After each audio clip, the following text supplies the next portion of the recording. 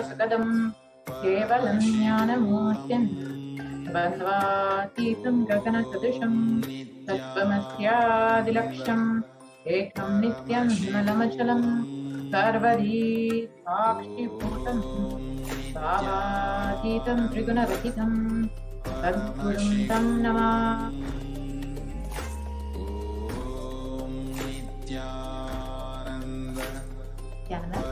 Welcome to all the viewers who are joining us from all over the world today, and a very special, happy Navaratri, the first day of Navaratri that we'll be entering into today.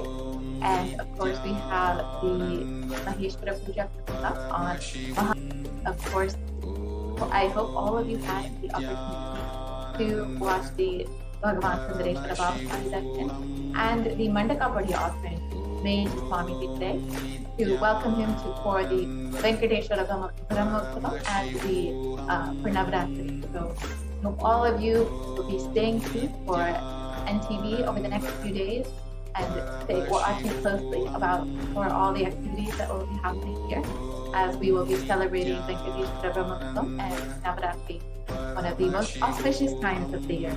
So as we are celebrating Devi Parashakti and Navaratri, let us now enter into the Parashakti Akashakti and understand who is Devi and how she is manifested through the being wisdom.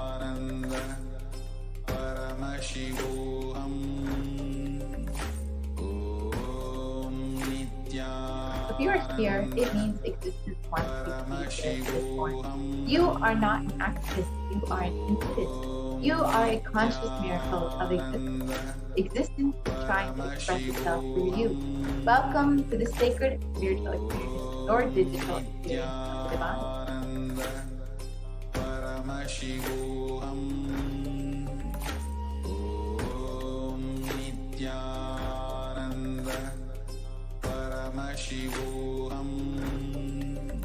Now this may be what you think as your first time in the presence of a divine cosmic being. But this is not the first time this energy has graced planet Earth. And if you're watching this now, it is not coincidence, but a cosmic intervention in your life to make you manifest what you want as reality. So how is this possible? How has this worked before? Experience these answers through the powerful cosmic as referenced from the ancient texts of Hinduism by the Supreme Concept of Buddhism.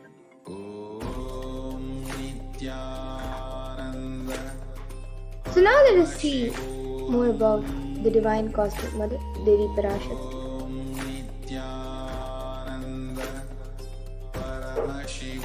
So Devi is the ultimate pure feminine consciousness, the Cosmic Mother. She is the Source Shakti and it is her cosmic womb, the Brahmanda unit, from which billions and billions of universes come out and go in, and the source with the Big Bang and black holes go on and on. Parashakti is the main deity of the sacred feminine and the divine consort of Bhagavan Paramashiva, who is the primordial. And in the words of the Supreme Concept of himself about the relationship with the Cosmic Mother, first and foremost relationship with Mother. Ability to learn, even idea to relate starts with the Mother. Mother is too important way to connect with what you think as life. In the Vedic tradition, our rishis were aware. Your ability to connect with the Mother should be directed towards the cosmos. It should inspire, it should awaken your higher consciousness. Connecting with life as Mother is the most beautiful, most easiest form to ever connect.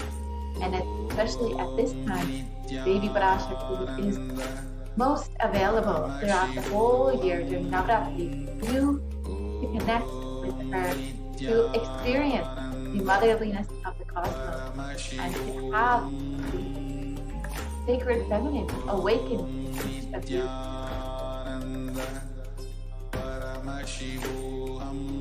And today, out of the extreme love and compassion, the supreme font of Hinduism is manifesting Devi Parashakti herself and answering all of our questions, attending to our prayers, giving dreams, healing us, revealing our past, present and future, delivering profound spiritual truths, and ultimately giving us the experience of Paramashivoham itself.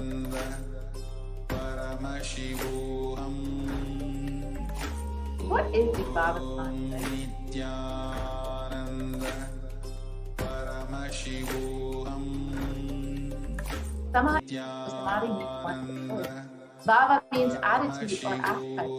Samadhi means being one with the Lord through this aspect. And darshan means to have a glimpse of. So in the Vedic tradition, it is used to describe the moment when you behold a deity, an avatar, a saint, or an enlightened being, and come face to face with the cosmos. And when you see such a being, a divine being, just that sight can bring and cleanse the karmas of lifetimes and create a deep lasting transformation in the receiver. And darshan is the powerful superconscious vibration that is present around an avatar at all times. And he simply radiates darshan just as the sun continuously radiates light. And the auspicious moment when you are able to catch it becomes a moment of darshan for you, raising you to the next level of superconscious breakthrough, which is like hitting a reset button on your day.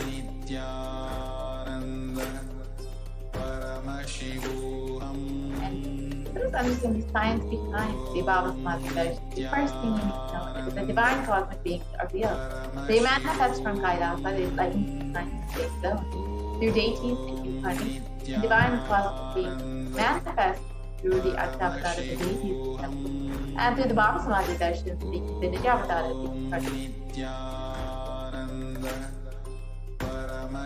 And the Baba Samadhi Darshan is the science of the Nijavatara manifesting Paramashiva, the consciousness.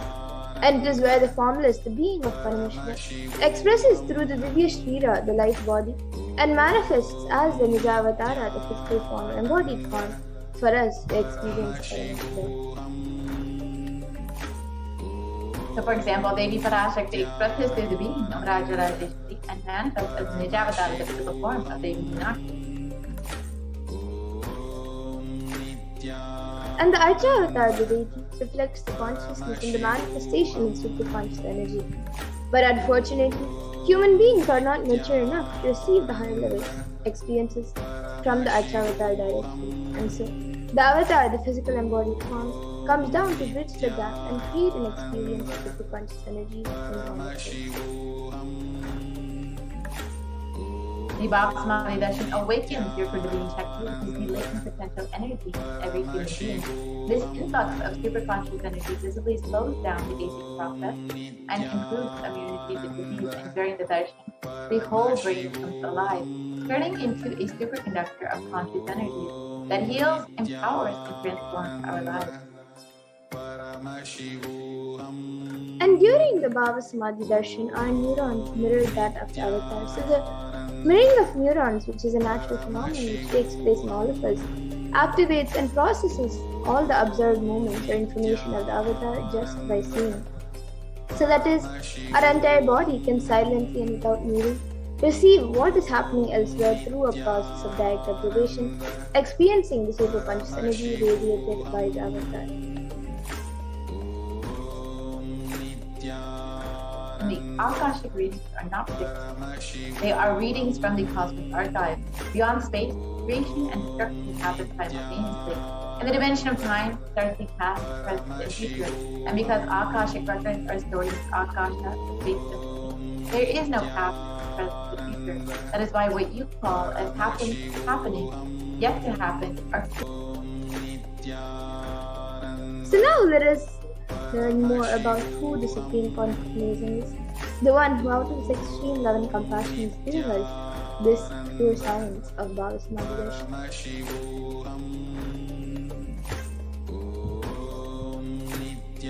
The Supreme Pontiff of Hinduism, Jagat Guru Mahasanidananda, the Divine Cosmic Bhagavan Nithyananda Paramashivam, is the reviver of Kailasa, of macrocosmic ancient divine civilization of ancient. And the Supreme Pontiff of the 1008th incarnation of Paramashiva as for Hinduism, recognized by his predecessors who are enlightened masters in the depth. The Supreme Pontiff of Hinduism has made the science of power manifestation, yoga, and temple-based universities of the lifestyle for humanity. And the Supreme Pontiff of Hinduism is ordained as the 233rd Guru Mahasanidanam of Conscious Kailash Sarvagnipeetham, the Tambe Mandala Adi, the incumbent emperor of Suryavamsha Surangi Samrajyam, the present 293rd Jagadguru Mahasannidhanam of Kailasanati Shyamalapi Sarvagnapeetham, and the present Mahamandleshwar of the Mahanirvani Akhada, which is the largest epic monastic order. And the Supreme Master of the 1008 Acharya Mahamandleshwar of the Akhada is the present 23rd Guru Mahasannidhanam of the Dharma Paramashivam, and has been elected as the Supreme Master by a congregation of over 1,000 Hindu leaders. And the Supreme Pontiff of Hinduism is revered as a teacher of Hinduism, the most prolific, most viewed, read and watched. He has authored 300 books and 10,000 articles in 3 different languages, which are English, Tamil and Sanskrit. And these have been translated into 50 languages with over 1,000 titles.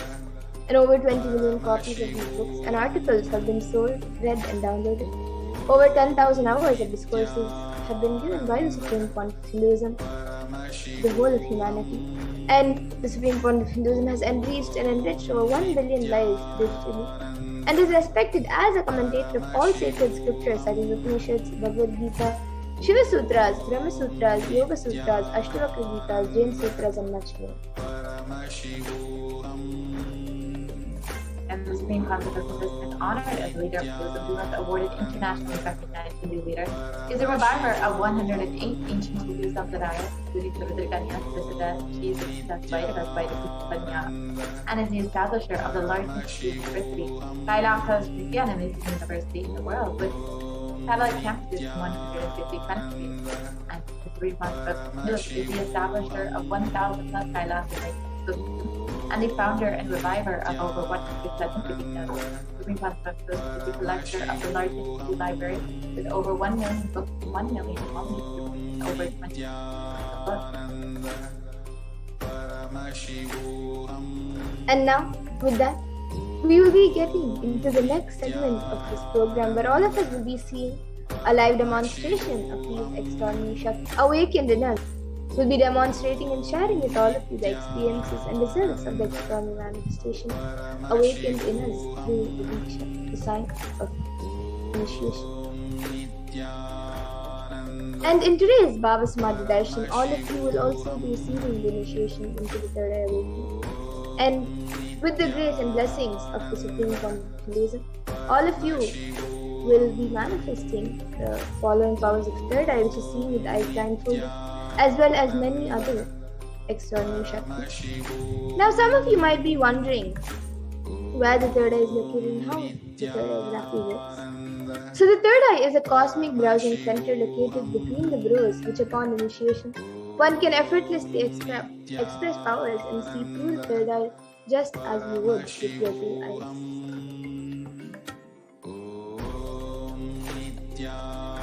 Now let us understand more about what are Shaktis, how exactly do these Shaktis manifest. So in the Vedagamas, the source scriptures of Hinduism, Paramashiva reveals in elaborate detail that every human being is hardwired to be able to manifest 463 plus extraordinary Shaktis, the divine powers. And manifested powers are described as a system, a method and science for human beings to explore the various possibilities and powers and have access to various states of consciousness. And the Shaktis manifest from the fundamental cognition that you are a divine and you need to manifest the divine, not that you are a man and you need to reach the divine.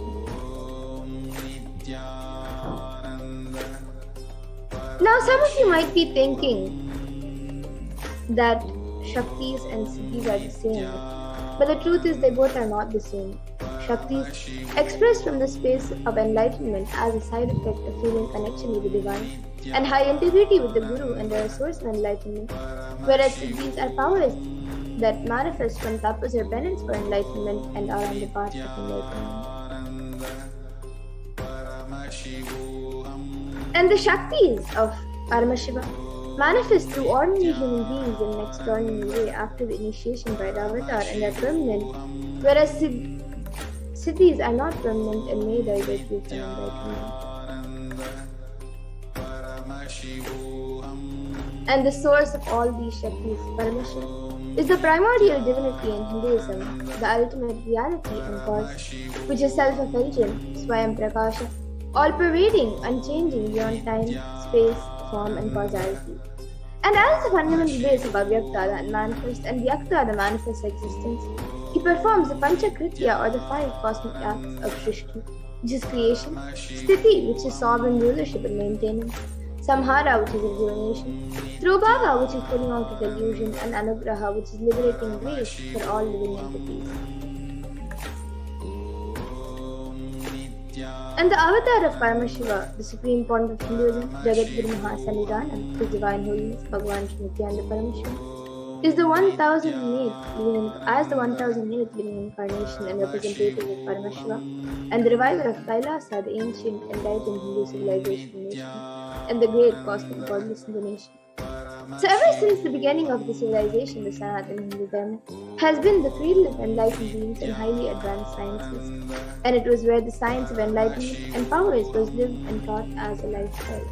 And for the first time in modern day, the supreme point of Hinduism is reviving these yogic sciences and transmitting it to the world at a record-breaking pace which has never accomplished before.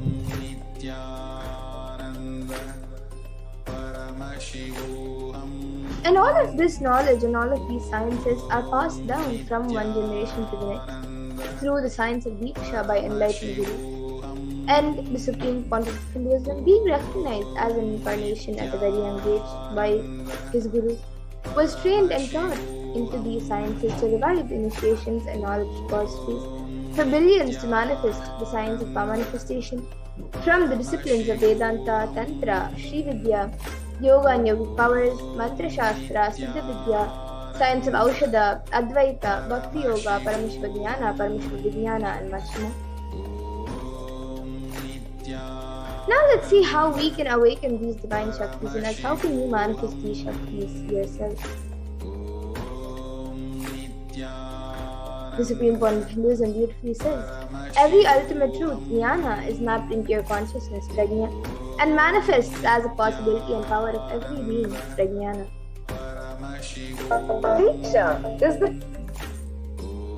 And the science of power manifestation is authenticated through 4 aspects of evidences of pramanas. So the first is the Shastra Pramana, which is the eternal, unchangeable truth revealed in the source scriptures.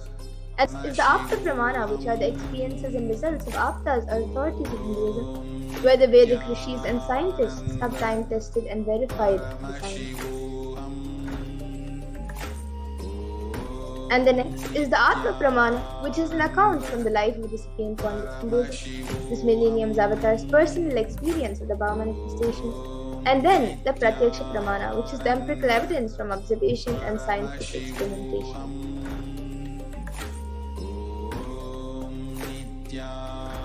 Now, some of you might be wondering what exactly are these Vedas and Agamas in which Paramashiva has described all of these sciences. So the Vedas are the ultimate superior authority for Hindus, and they are pure science where the ultimate truths are explained. And the Agamas are the scriptures where the applied technology and the applied sciences are expanded. So the Vedas and Agamas, the Veda Agamas, are given the status of Shruti as they are directly revealed by Paramashiva. They are the ultimate, eternal, unchangeable truth. And a reference cited from these Shastras or source scriptures is called the Shastra Pramana. So now let us all get ready to witness a very unique and very exciting demonstration of the powers of third eye. After we go through the Pramanas for this power,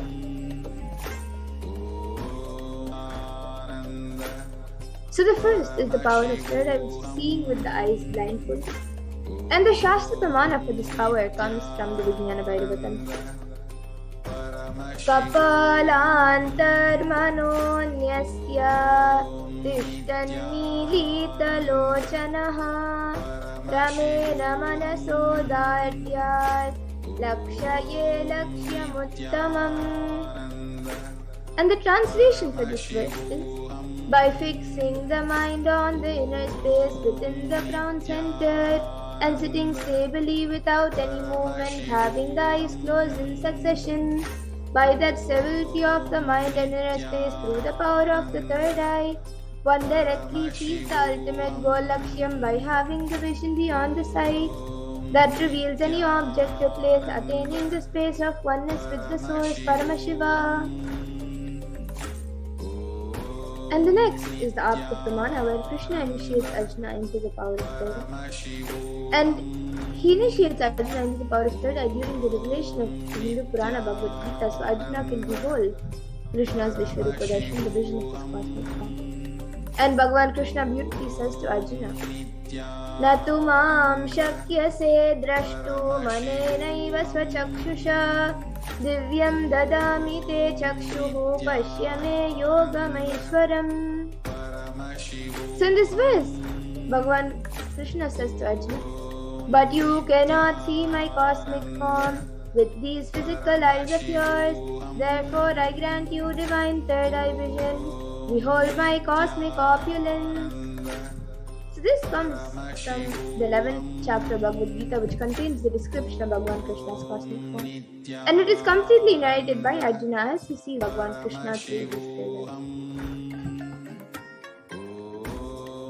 Next is the Atma Pramana in Swamiji's own words. The first experience is that I was able to see everything around me, above me, the whole 360 degrees, 10 directions, below me, everything. I realized not only I was able to see, I was able to feel and experience all of that I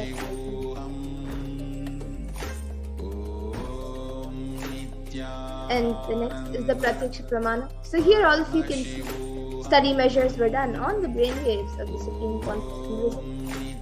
And it was measured using a positron emission tomography, a PET, a PET scan. And it was measured that when doing daily activities, there is high activity measured in the brain, where the third eye is located. And when in deep Samadhi state, only the third eye region is active and almost 90% of the rest of the brain is active. And the next is the Sakshi Pramana, where this rare and sacred science of third eye awakening is being made available to humanity for our ultimate enrichment and conscious evolution by the Supreme Point of Hinduism.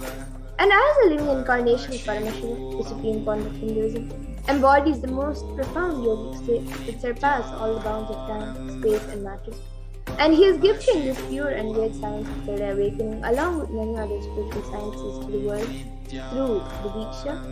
And everyone who has been initiated into these extraordinary sciences have actually witnessed and experienced the extraordinary manifestation and the profound results of the manifestation in their day-to-day life.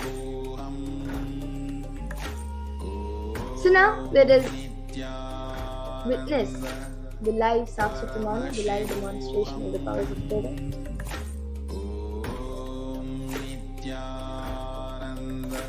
So here with me now, I have this eye band, which in front is a thick fake plastic sheet, and in the back there is thick black sponge which will not allow any type of light to enter. And this eye band is actually certified by ophthalmologists, and it is usually given to people who are suffering from insomnia. So this eye band will be now put on my eyes by a volunteer. And once that is done, any of you watching us live on YouTube, you can put your comments in the live YouTube comment section. And we will be doing and I'll be demonstrating the power of third eye. So you can put anything that you would like to keep in the YouTube comment section once the eye band is put on. So now the volunteer will be putting the eye band.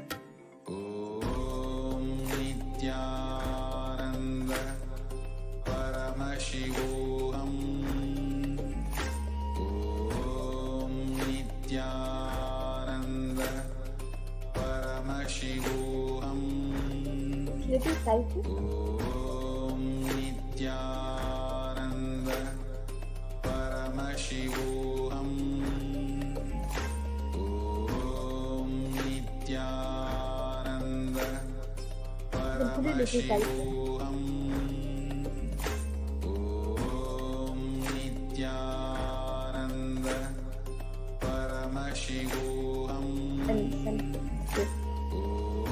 So now the eye band has been put on me. I will be turning to my right, left, up, and down. So all of you can see that the eye band has been put on. There is no gaps anywhere. And now the YouTube comment section will be projected in front of me, and we'll also be projecting it for all of you. And anyone who would like to put your comments, you can put your comments in the YouTube comment section. Yes, we already have a few comments. Nithyananda Paramashivoham. Yes, so the last comment is from Stephanie Dieters, and she has put a namaskar emoji, then 3 heart emojis, and then a smiley emoji. And then yes, we're projecting the comments for all of you. And then there's a comment from Arslan.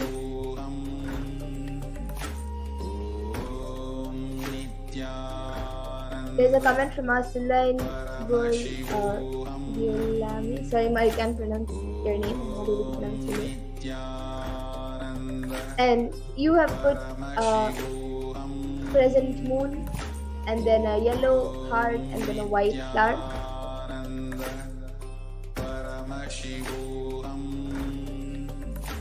And then we have a comment from Purna Pandolikar, who has put a namaskar emoji, and then a smiley emoji with 3 hearts around the face, and then dog, puppy, and then a rainbow, and then a heart.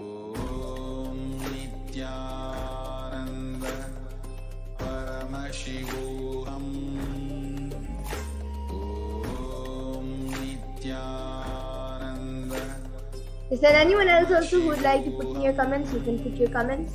It can be a sequence of emojis, numbers, letters, words, sentences. It can even be a different language or things. Yes, we have another comment from Aslan who has put upside down smiley emoji, and then a heart emoji. It's actually 2 hearts with a circle attaching both, and then a dancing emoji, and then a namaskar emoji, and then a smiley emoji with 3 hearts around. And then Purna Pandalikar has put awesome. Purna Pandalikar has put awesome. Yes, and anyone else also who would like to put in your comments, you can put. It can be anything, a sequence of emojis, letters, numbers. It can even be a sentence that does not make sense at all. And it can even be a different language.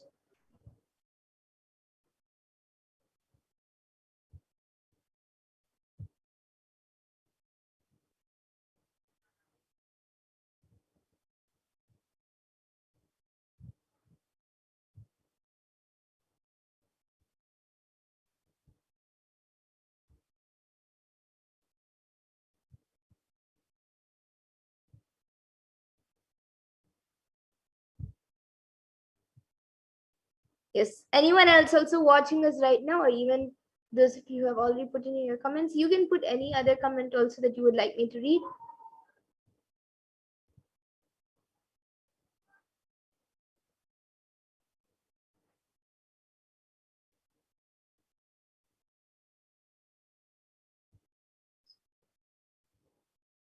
Yes, now we have a comment from Maslan who has put bravo ma, and then a clapping emoji, and then Purna Pandalikar has put Muli Wanji, which is MULIBWANJI, and then Ma Stephanie Dieters has put eyes, emoji of eyes, and then emoji which is looking up, and then the mouth is flat, it's just a line, and then smiley emoji, which is little, the eyes are little in an angle, and its mouth is wide open, it's smiling, and then a heart emoji. And then Ma Stephanie Vamadeva Shivashakti has put Nithyananda. We are still hearing the Mahavakya in the background, ma, while you are speaking, ma. Yes, ma, will. And she has put a namaskar emoji. Yes, ma, we'll just fix it in a few moments. We're sorry about the technical glitch. We'll fix it in some time. And we then have a comment from JNNK, who has put a flower emoji, a pink flower emoji.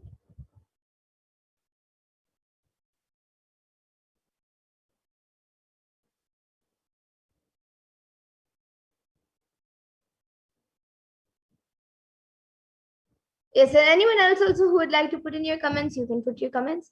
I hope my voice is clear now, and you're able to hear.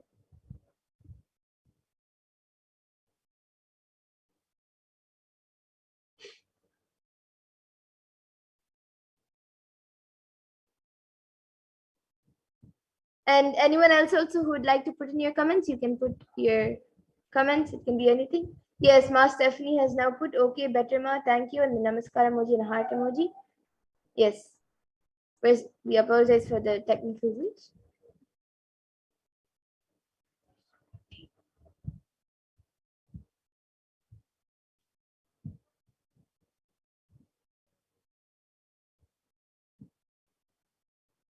Yes, and anyone else also who would like to put in your comments, you can put your comments. It can even be a random sentence that does not make sense at all. Any of you watching us right now, you can put your comments.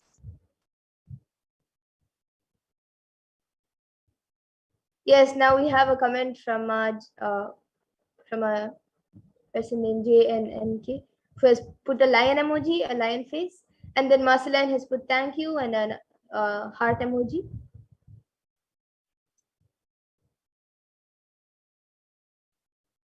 And Manitya Kshiprasad Nikananda has put a butterfly emoji and then a shell emoji and then a snail.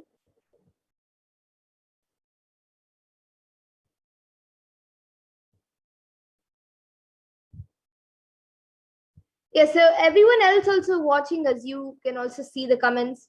The comments are being projected for all of you. And even if you're skeptical about this power and you're watching us right now and you're skeptical about this power, you also can put a comment in the YouTube comment section and see for yourself. You can put anything. Yes, now we have a comment from Purna Pandalikar who has put, you are the world's sunshine. Then Shankar Ghimire has put Nityanandam to everyone and 2 exclamatory marks.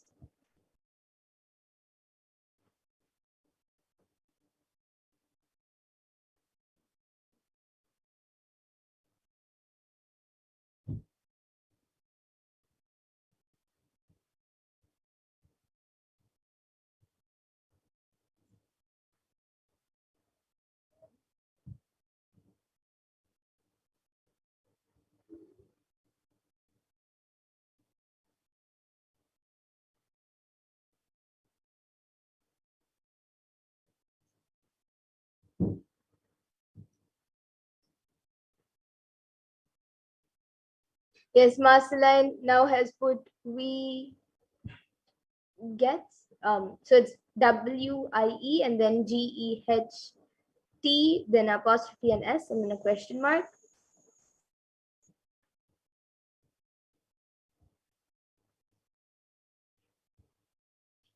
And now we have JNNK who has also put awesome and then 2 heart emojis. It's actually a big heart and a smaller heart.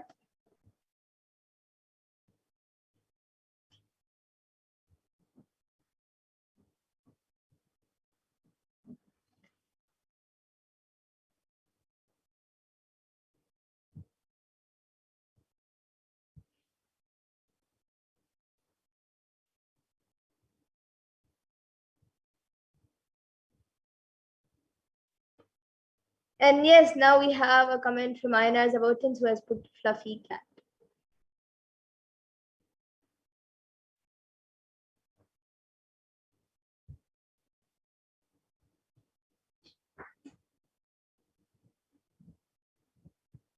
And Shankar Himere has put today is New Moon Day, and Shipra Prasad Nikananda has put Beautus.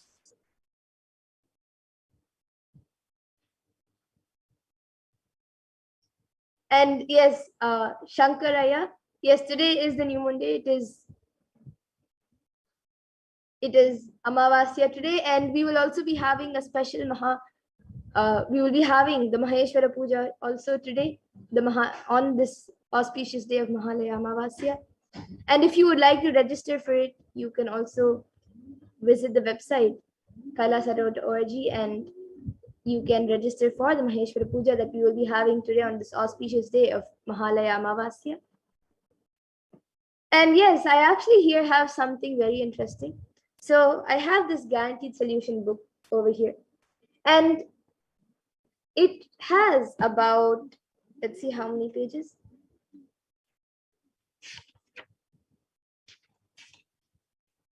There is totally 623 pages. So anyone, if you would like me to read a specific page from this book, you can put the page number and I'll open that page and read the contents of that page. And yes, Marksha Prasad Nikananda has now put it is the Latin word for bliss. Yes, that's great, Ma. It's good to learn a new word in Latin. And yes, anyone who would like me to read a page from this book, you can put a specific number that you would like me to read. We have 623 pages. Yes, we have another comment from Stephanie Dietrich, who has put a smiley emoji and then a beach emoji which has water, and then like it's a small island, and then a palm tree, and then a sun, a rising sun, and then with the ocean, and then a rising sun with mountains. And yes, Marceline has put page 122, and after that Dumitru Buanda has put 444, and then we have many pages coming up. Shankaraya has put 7. Okay, so now let's first open page number 122. I'll read one paragraph from page number 122 and then go to the next number. So 100, this is 118. Okay, 122. So the first paragraph on 122 says, your body does not need love, but your being needs it. Love is an adventure where you disillusion. When you are not, love is, we don't have the courage to not be, and so back from unconditional love. So you can see, this is page number 122, and this is the page number. And then this is the first paragraph. And this is page number 1. And yes, now I'll be opening page number 444.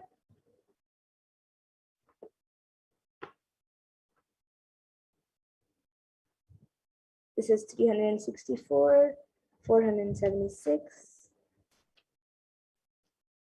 Okay, 444. So the first para on this, or maybe I'll read the last para which is on this page. So it says, you can dance without a care, only if you are free from all your pseudo identities. As long as you think you are someone, you can't dance in joy. Dance is an outward expression of inner joy. So this is the last para on page number 444.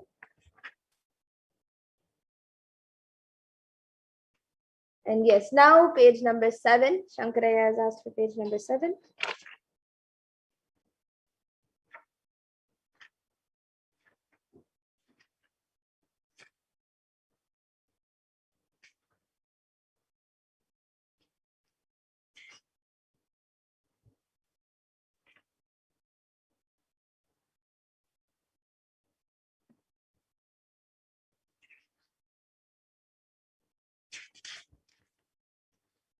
Okay, so this is page number 7. And the fourth para on this page says, all these are creations. All these are creations. They are creations from your heart. They are expressions of your heart. Can you write a poem with no feelings at all? Can an artist draw and paint with just his mind? No, he needs to connect with his heart, and then he will simply flow. So this is page number 7, fourth para.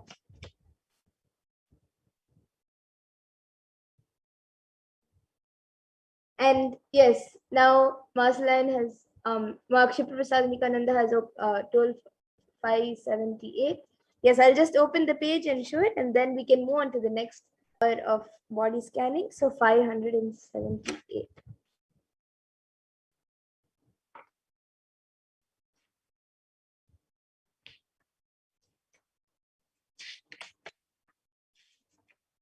Okay, so this is page number 578, and it also has a story. This is page number 578. Yes. So now we'll be moving to the next power. We have Marceline, who has put thanks, man, namaskar emoji. And yes, now with that, we will be moving to the next power, the power of body scanning. So I request the volunteer to now remove the eye band. And all of you can see as the eye band is being removed.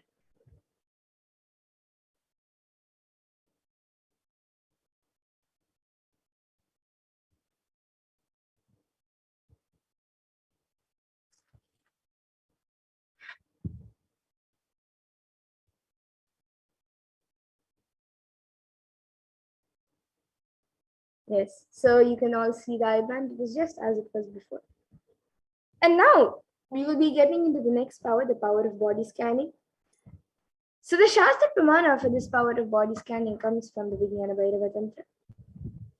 Swadehe jagato vapi sukshma sukshmatarani cha tatvani yani nilayam dhyatvante vyajyate para.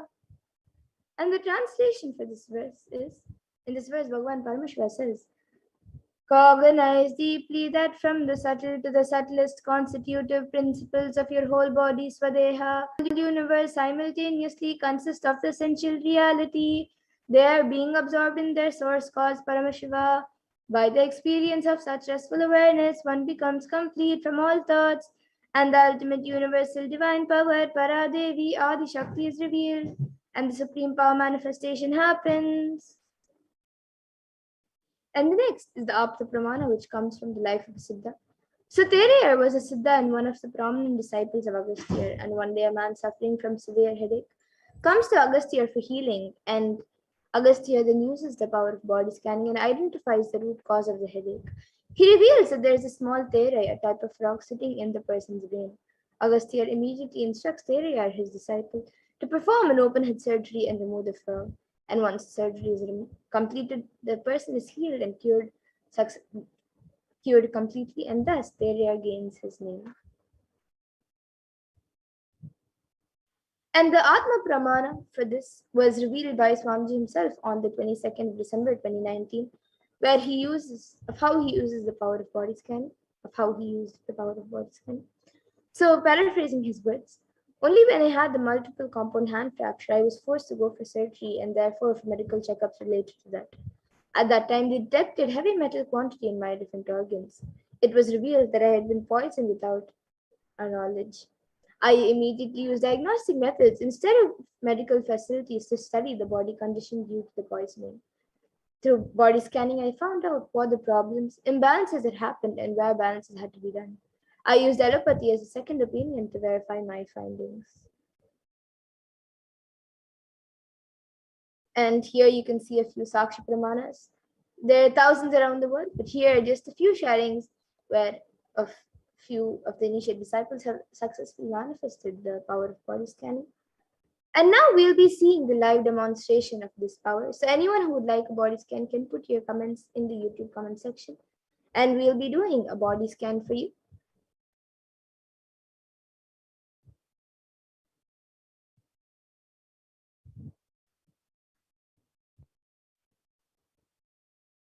Yes, so Ayana Zavotinsaya has asked, I want a body scan. The borax, the decahydrate powder, which I am sometimes official for my detox and healing. Yes, now I will be doing a body scan for you, Aya.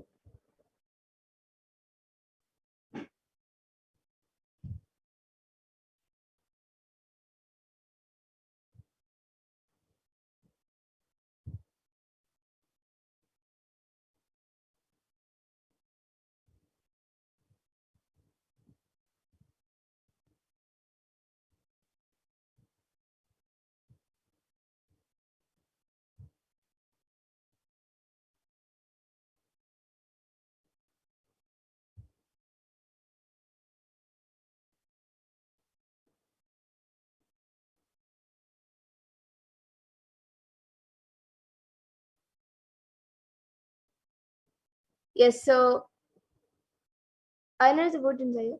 What I was able to see was that actually this drink is effect on your body. It doesn't have any bad effect or any good effect. It's just like a drink that you are having.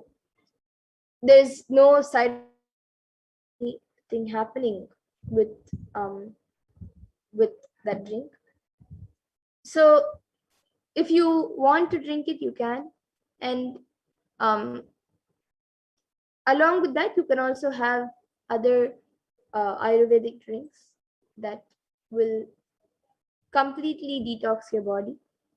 But this drink is it is not detoxing your body, as it is just like a normal drink. It is not having any bad effect or good effect. It is just like a drink that you are intaking. It is not actually detoxing your body.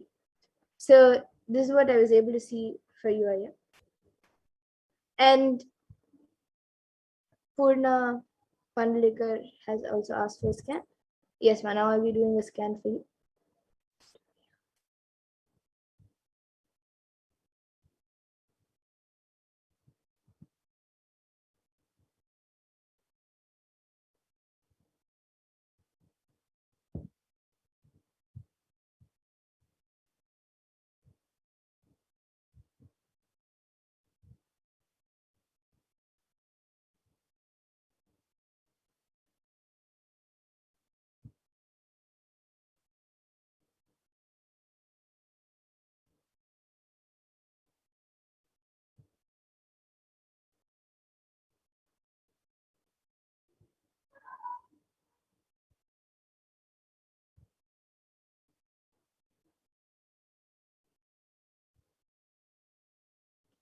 Yes, so Ma Purna Pandalik, what I was able to see for you was that for the past week that you are going through some leg pain, especially from your calf to your feet.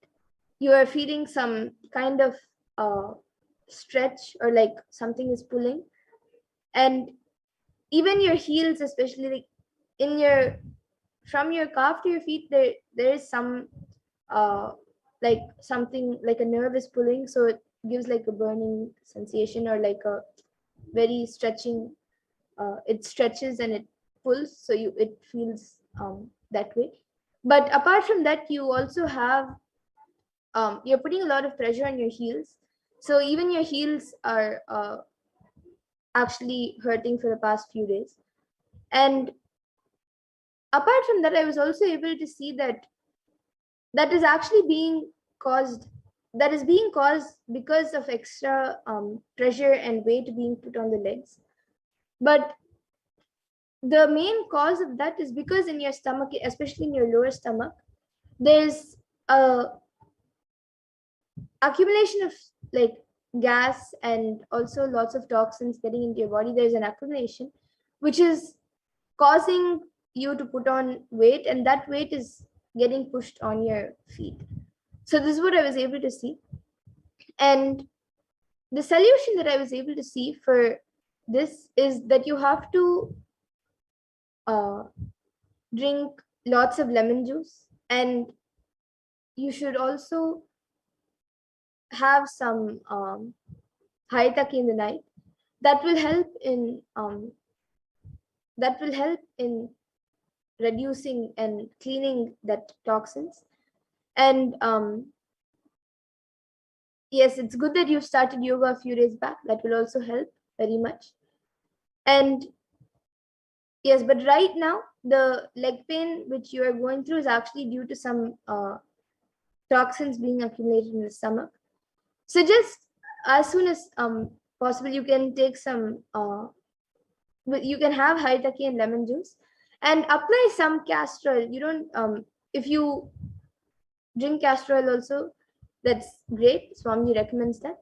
But even if you're not doing that, at least apply little castor oil on your lower stomach, just few drops. Apply it on your lower stomach and let it get into the skin, soak into the skin, and that will help in clearing out the toxins and the gas which is getting accumulated in your lower stomach, and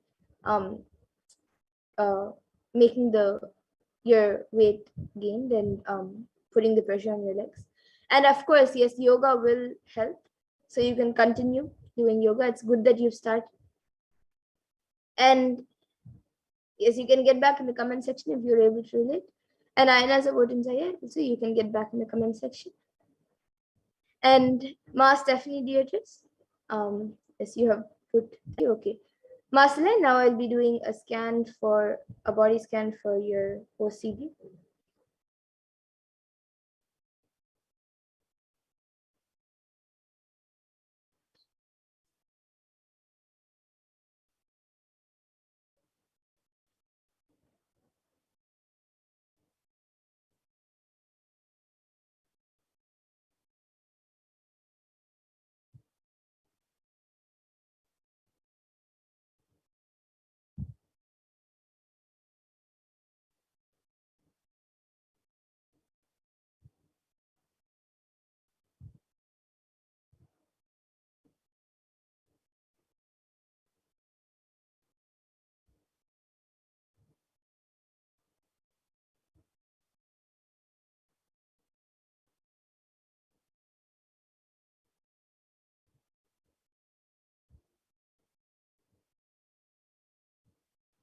Yes, Ma. So, Ma, Celine, what I was able to see for you to come out of your OCD was that for the next few days, at least for the next 1 week, and even after that, whenever you feel anything, just at least for the next 1 week now, as much as possible, don't you can as much as possible don't use the device, or don't get into activities that like distract your mind from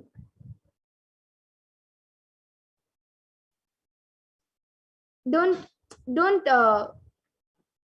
continue, or don't just reduce the activities which distract your mind, or which disalign you from your normal routine, and have a more active lifestyle. And as much as possible, just try unclutching whenever you whenever you have some time, even if it's just for a few minutes. Just sit and try unclutching, and you will see that you will start getting healed, and uh, you will come out of it. At least for the next 1 week, do this, and even after that, you can always continue. And this is what I was able to see for you, Ma. And yes, Ma Puna Pandalikar has gotten back saying, yes, okay, we'll do lemon and hayataki. Okay, thank you for the insight. Yes, it is all with Swamiji and Paramashiva's grace. And yes, Ma, you can also apply castor oil on your lower stomach. Yes, and now Shankar Gimide has asked for a scan for your wife, Sunita. Yes, I request if you can get back in the comment section if we have Ma Sunita's consent, as a consent is necessary for this power. So do we have her consent to do the body scanning?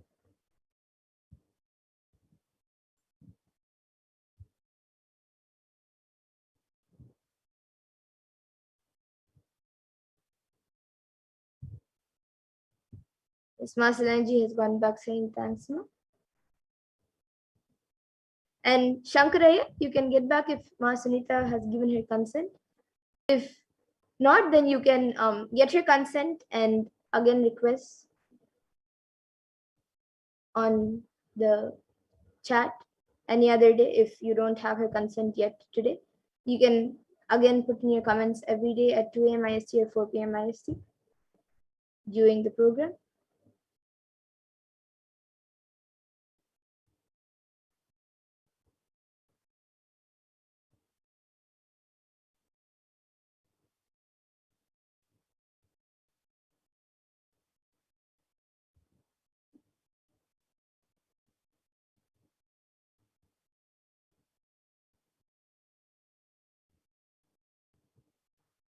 Yes, and Ayana's Avotan Saya has asked, is zinc, B12, and D3 vitamins which I am using in liquid form are benefiting for health? And Shankaraya has also gone back saying, yes, she did.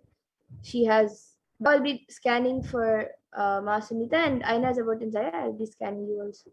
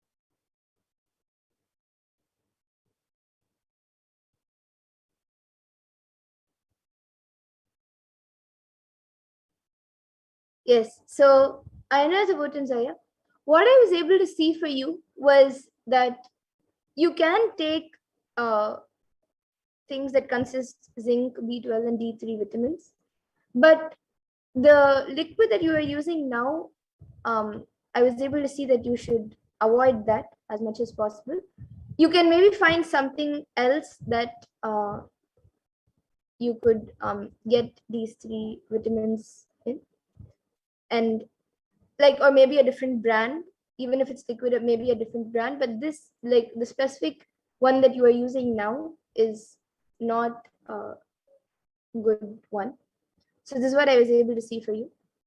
And Shankaraya, what I was able to see from Asunita was I've given healing as well. And the back pain that she is having is actually because it is not any problem, but it is actually because of the back not being stretched uh, often, and also um, because of a position that she is sleeping in that is causing it is the way she's sleeping, and also it is because of the bed as well, the quality.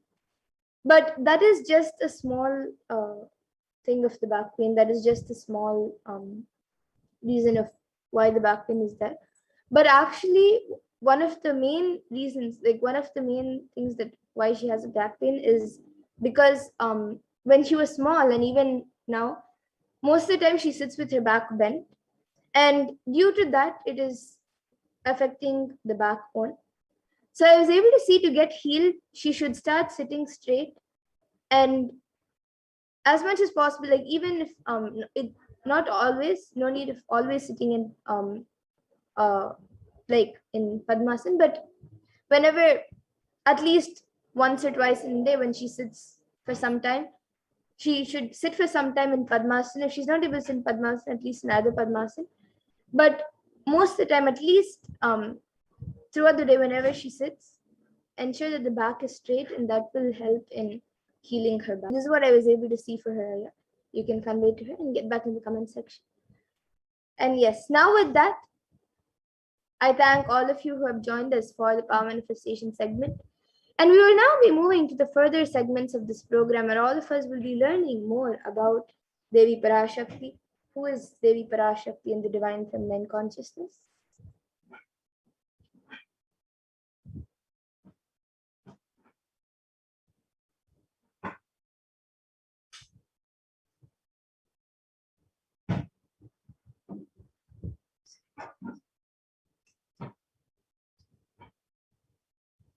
So let us first look at the Dhyana Shloka of Devi Parashakti, which comes from the Lalita Sahasranama Dhyana Shloka. Sindhuraruna Vigraham Trinayanam Manikya Mauli Spurate Taranayaka Shekharam Smitamukhim Mapina Vakshoruham Panibhya Malipurna Ratna Chashakam Raktotpalam Vibratim Saumyam Ratnagatastha Rakta Charanam Dhyayet Paramambikam. And the translation for this verse is: the Divine Mother is to be meditated upon as shining in a vermilion red body, with the triple eyes sporting a crown of rubies studded with the crescent moon, a face all smiles, a splendid bust, one hand holding a jewel cup brimming with mead, and the other twirling a red lotus. And another Dhyana Shloka from the Lalita Sahasranama Dhyana Shloka says: Arunam karunatarangatakshiim dhritapaashankushpushpabanachapam animadibhiravritam ayukaihi vibhavaye bhavanim. And the translation for this verse is: I meditate on the great Empress. She is red in color, and her eyes are full of compassion. She holds the nose, the goad, the bow, and the flowery arrow in her hands. She is surrounded on all sides by powers such as Anima Flores, and she is the self within me.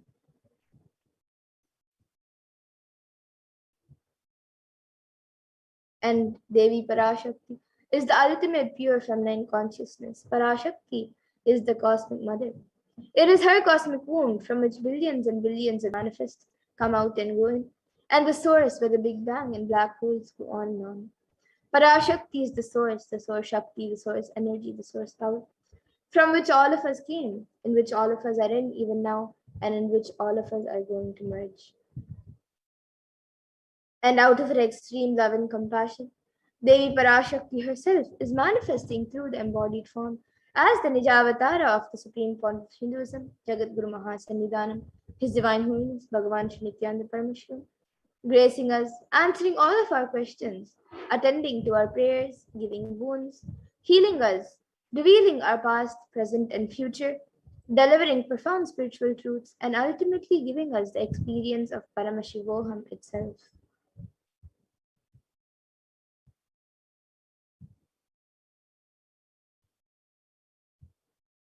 And Devi Parashakti beautifully reveals how she is manifesting as the Supreme Font of Hinduism. She beautifully says, raising as Omkara, expressing as Vedas and Agmas, blossomed as Hrimkara, filled as Parashodasi, living in 40 triangles, the Kailasha Swami who is in Kailasha, Sri Purachintamani, Parashodasi, sitting as part of Paramashiva, Parameshwari who rules the world, Paramashakti, Manonmani, Meenakshi. As Nithyananda, I took Nijavatara here to give good boons to everyone, to bestow all goodness. Hiranya Garbhaswarupini, Brahmanda Yoni, Shami, Chandramauli, Rapala, Aparna, Uma, Parvati, Savitri, Navayavana, Samrajya Lakshmi, Parameshwari, Parashodasi, Meenakshi. Taking the form of Nithyananda, I came here as Nijavatara. With great compassion and blessing, listen people, to do good to all of you, I took the form of Nithyananda and came down as Nijavatara. And Devi Parashakti continues to reveal, raising in Omkara, blossoming as Shiva, Shiva manifesting as source of existence, powers of existence, expression of existence, from the oneness of Om, blossoming into two as Prakriti and Purusha, blossoming as three Shaktis, Icha, Kriya, and Jnana, growing as four Vedas, expanding as five Panchabhutas, beyond six chakras, filled as Gotras of seven rishis, expanding as eight directions, existing as nine grahas, blossoming as 10 indriyas, being as 11 rudras, creating all the worlds, bringing life to tell and make truth blossom and to do good. Parashodasi, Meenakshi, in the form of Nithyananda, I came to bless every one of you.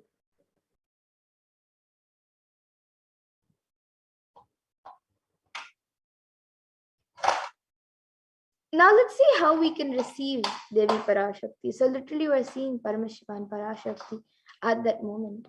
She is there on your screen, so you can receive her in a very traditional way.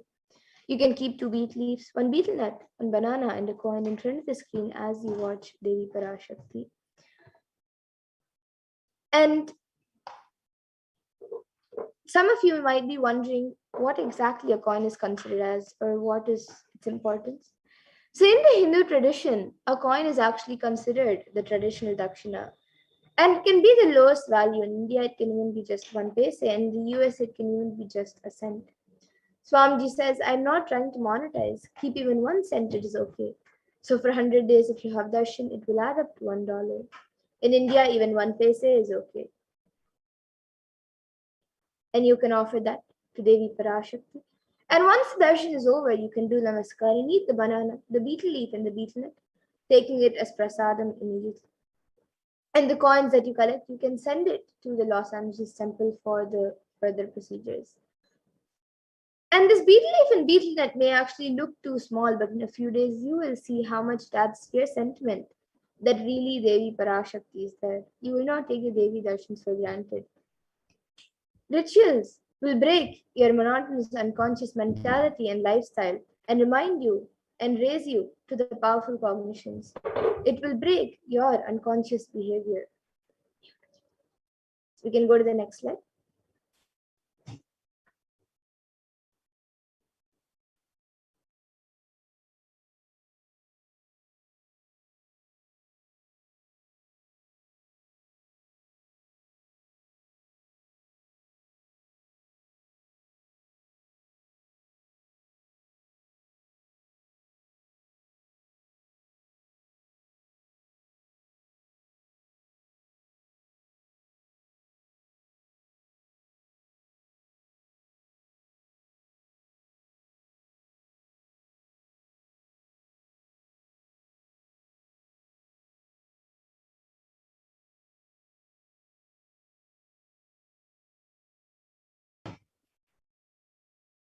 Yes, we can go to the next slide.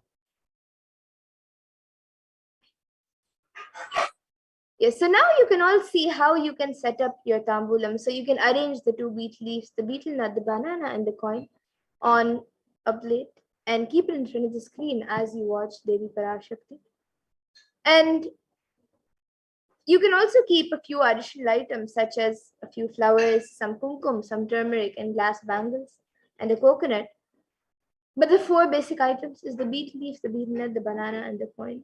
So you can arrange all the items that you would like to keep on a plate. Keep it in front of the screen as you watch Devi Parashakti. And with that, we now come to a conclusion of this segment where we have learned who is Devi Parashakti and how we can receive Devi Parashakti in a very traditional way. So let us now move to the next segment where all of us will be learning what Devi Parashakti has revealed in the Akashic readings and how important it is for us to follow what Devi Parashakti has revealed on the cause and solution for all of the problems that the world is going through right now, especially during this pandemic. So please stay tuned for the next segment where we will be learning what Devi Parashakti has revealed in the Akashic readings. So in the Guru Padaka Stotram composed by Adi Shankaracharya, the very first verse describes how the Guru Padakas, the sacred feet of the Guru, is the boat that helps us cross the Ananta Samsara Samudra, the seemingly endless ocean of samsara or suffering. The verse of the Guru Padaka Stotram beautifully says, Ananta Samsara Samudra Tara Naukaitabhyam Guru Bhaktidabhyam Vairagya Samrajya Pujanabhyam Namo Namaha Shri Guru Padukabhyam. And the translation for this verse is salutations to the sandals of my Guru, which is the boat which helps me cross the endless ocean of life, which endows me with the sense of devotion to my Guru, and by worship of which I attain the of renunciation. So many of us feel stuck in the same storming and raging ocean, being unable to navigate ourselves and lost in the overwhelming vastness of the suffering that surrounds us during the Pralaya, the great deluge. And our loved ones are dying due to the pandemic. Our homes are being destroyed due to the natural disasters. Social institutions are crumbling, and the whole of humanity is in desperate and dire need of hope. And at this time, the Cosmic Mother has come down to alleviate the suffering of humanity. And it is at this time that the Supreme Pontiff of Hinduism, the incarnation of the cosmic superconsciousness, out of his love and compassion, having taken the spiritual responsibility for the superconscious breakthrough of the whole of humanity, is manifesting Devi Parashakti, the Cosmic Mother, and guiding the whole world as literally the boat that sails us through the Pralaya, the cosmic deluge. Devi Parashakti is herself manifesting through the Nijavatara and answering each of our prayers, granting boon, healing us, manifesting miracles, removing all of our pain and suffering. And Devi has not just ascended to us individually, but also as a humanity at large.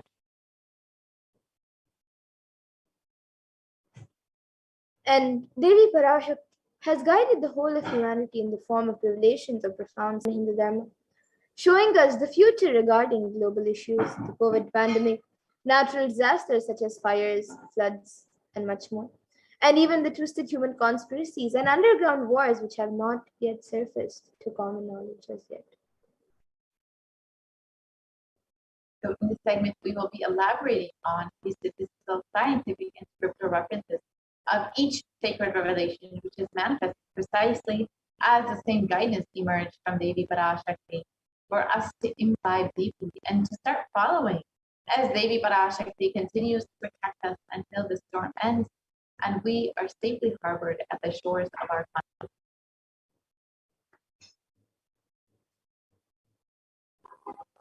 So let us look at the revelations made by Devi Parashakti in the Akashic readings on the 20th of April 2021 on the 8 methods to protect yourself from coronavirus.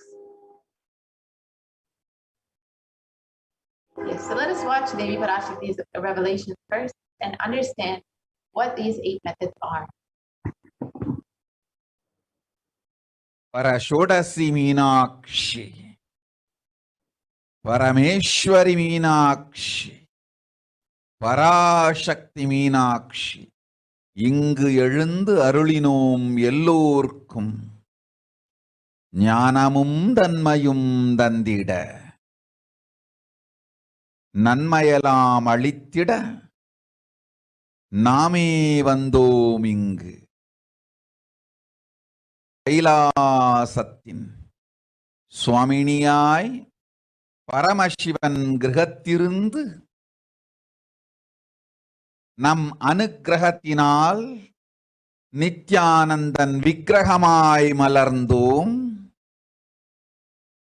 உங்கள் எல்லோருக்கும் நல்லதை செய்திட, நன்மையை சொல்லிட, தர்மார்த்த காம மோக்ஷம் எனும் புருஷார்த்தங்கள் நாளும் பொங்கி மலர்ந்திட வந்தேன் இங்கு.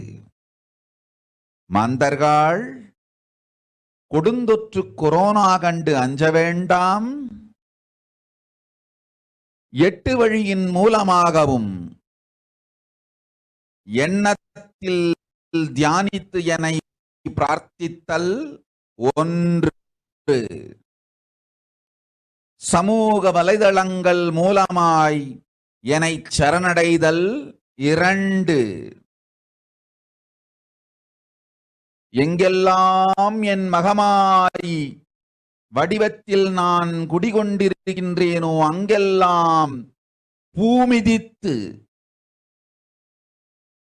என்னை வழிபடுவது 3, நெஞ்சில் மஞ்சள் தடவி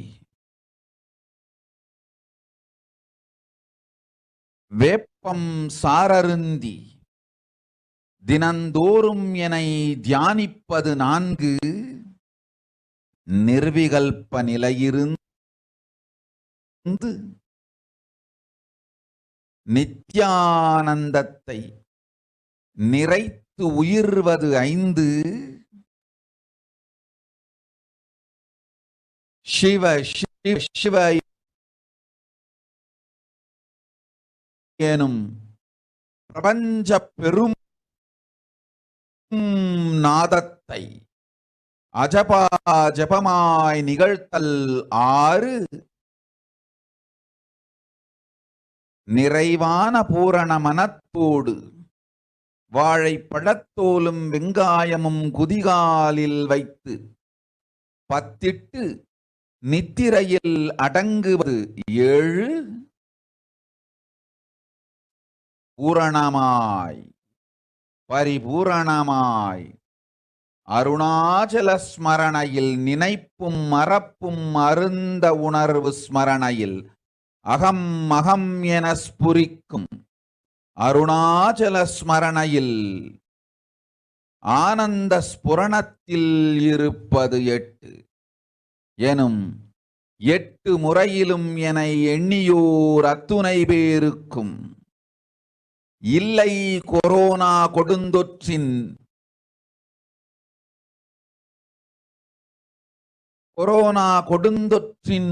பயமும் கொரோனா கொடுந்தொற்றின் மயக்கமும் வாழ்வீர்கள் வளத்தொடு நல் ஞானம் யோகத்தொடு நாமே நிம்மோடு நானே நீயாய் நீயே நானாய் நல்வாழ்வு வாழ்வீர்கள். 8இல் 1 செய்தாலும் கொரோனா உங்களை எட்டவிடாது காப்பு.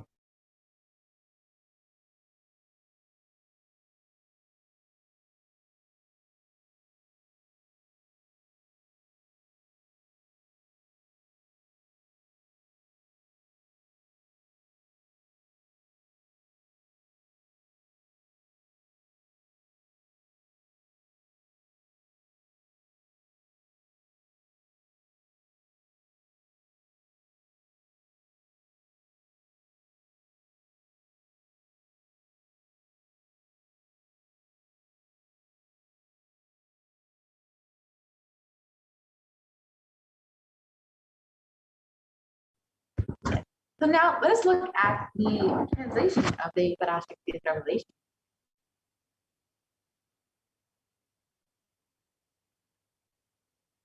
Devi revealed, "O humans, don't be scared of the deadly infection of corona.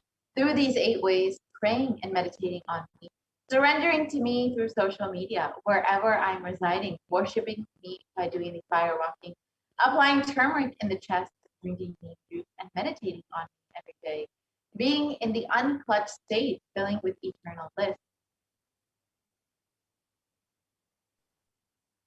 doing the ajapa ajapa of the cosmic sound, Shiva, Shiva, Shiva, with complete mind, applying banana peel and onion in the heels, and going to sleep, being in the state beyond any remembrance or forgetting, in the Arunachala Swarana that blossoms as aham aham, in the state of Ananda Swarana. Everyone who thinks on me through these 8 ways, they will not have the effects of corona. They don't have fear and delusion of corona. You will live with prosperity, with the wisdom and fortune. Me with you, you as me as you. You will live with life, even if you do one of these 8 ways. I will protect you. Corona will not reach you. Don't have fear, O people. Be blissful."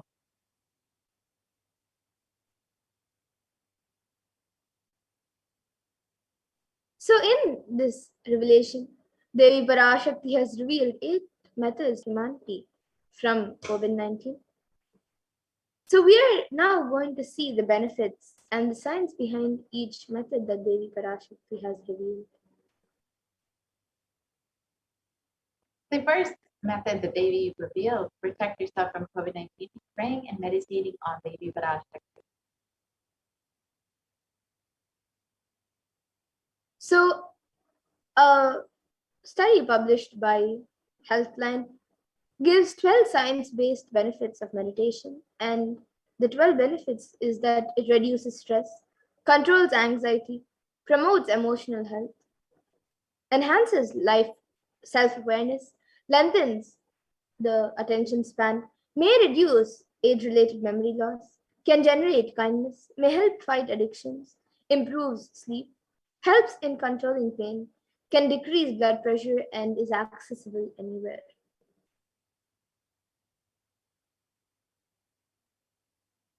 And Devi has revealed that meditation and praying to Devi will protect you from COVID-19, and the Department of Health and Human Services has done a study on meditation at this time and has shown that meditation has a direct benefit to both our physical as well as our mental health.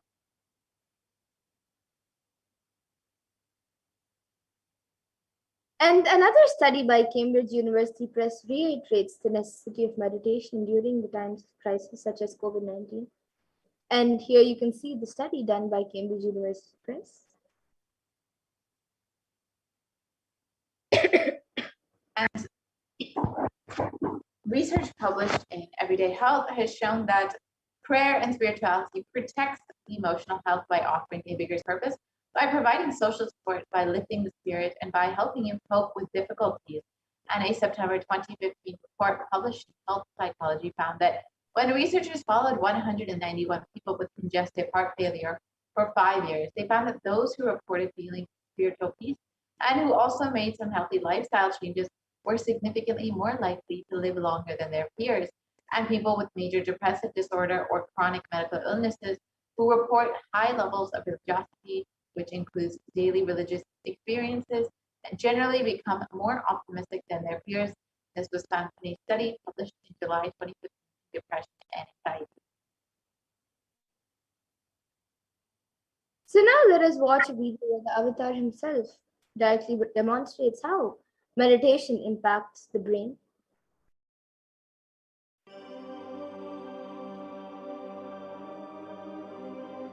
Nithyananda participates and encourages scientific researchers to derive evidences for meditation and healing through meditation. Dr. R. Murli Krishna, President COO, Integris Mental Health and James L. Hall Jr., Center for Mind, Body and Spirit, Oklahoma in US, and his team invited Nithyananda to derive scientific evidences for meditation and the state of his enlightenment. When Swamiji came, I have requested him to do one thing. I asked him, would you be willing to undergo some scientific investigation of the meditation process? He very cheerfully agreed without one complaint.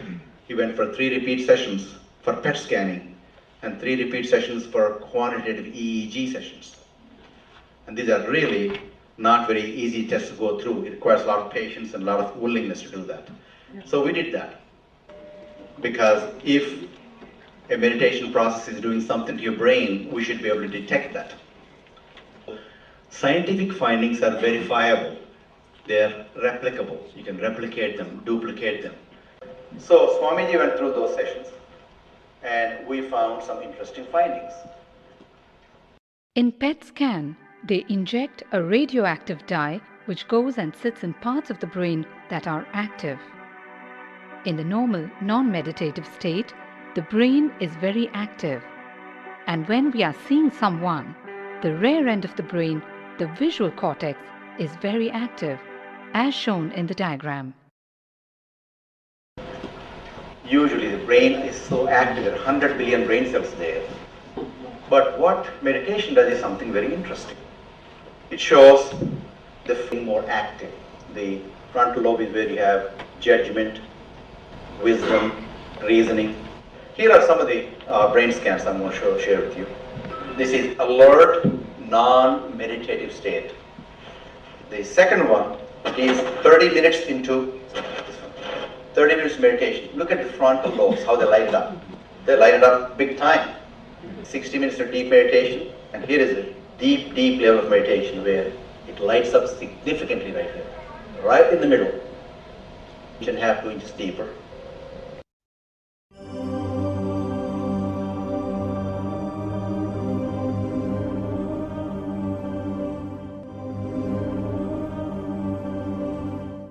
What's interesting was, Swami was inside, and that's the last part of that one. See that light right here? So what's interesting was, I've never seen that before in my life, so the other parts I've seen may not be to the extent that Swamiji showed, but this is something interesting.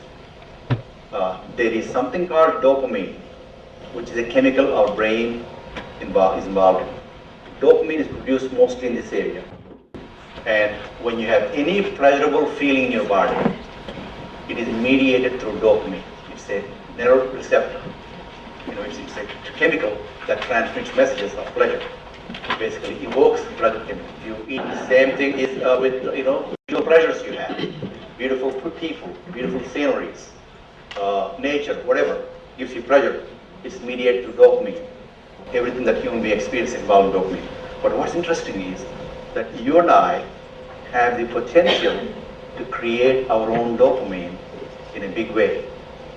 So I named it, for lack of a word in the past, the D spot, which is the dopamine spot. If you can discover your D spot, you got it made in life. The D really stands for divine spot. The D also stands for delight, and the dopamine spot. What's also interesting is that he could, at will, go in and out of those states. Those are some of the findings I want to share with you. There's so much more talk about physiology of mind and brain and the body. It's a fascinating field that this is something that all human beings can relate to, can apply in our own lives. Not only a sophisticated knowledge, but these things have application in daily life for all of us.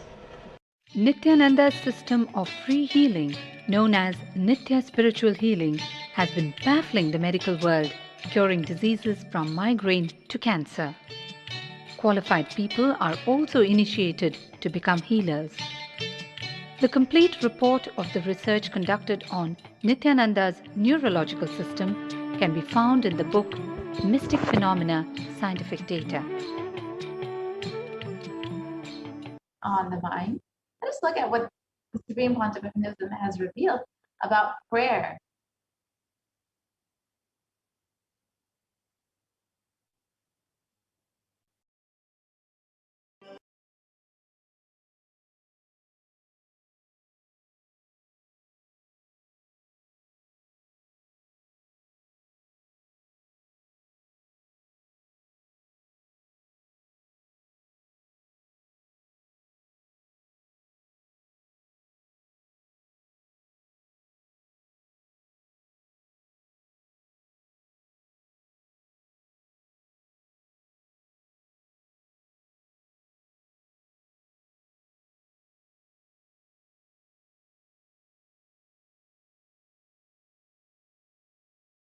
Yes, let us now watch that video and understand.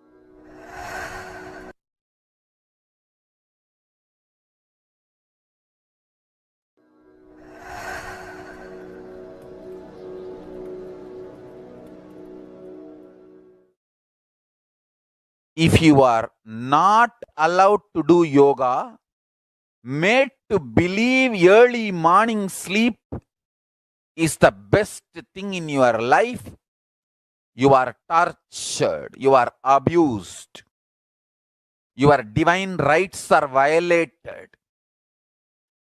If you are constantly inspired to do yoga early morning, Brahma Muhurta time, and everyday puja, sit that 30-40 minutes and melt down by feeling connection. Understand? Nothing can be compared to prayer to bust your stress. I tell you, prayer is the best stress buster. Deep feeling connection and tears rolling in your eyes and melting down. Prayer to Paramashiva. Intense yearning, Vyakulata, talking to Paramashiva, relating to Paramashiva. Nothing can be compared to that to bust your stress. I tell you, every day puja is an ultimate recharging experience. If you do every day puja,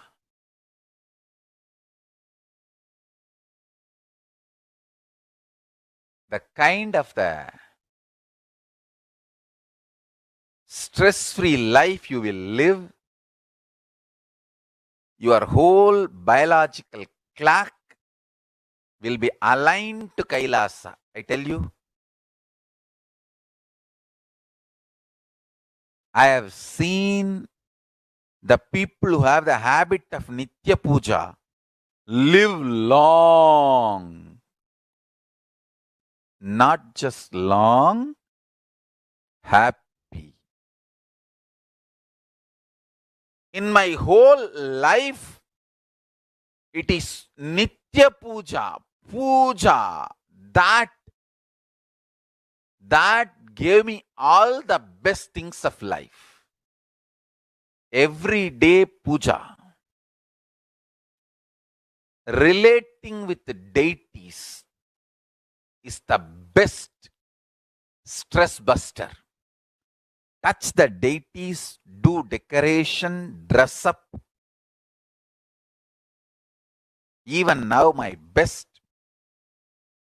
time of the day is when I sit with my deities. When I sit with my deities, dress up the deities, jewel them, spend time with them, talk to them, intensely pray, deeply connect and pray. Understand? You do not know the power of Archavatara. God landing in physical deity form. Never underestimate the power of Archavatara. The Archavatara is equivalent to living avatara. What living avatar can do to you, an Archavatara can do. Atma Linga I am giving to all of you is literally living Archavatara. It's a piece of God. Literally.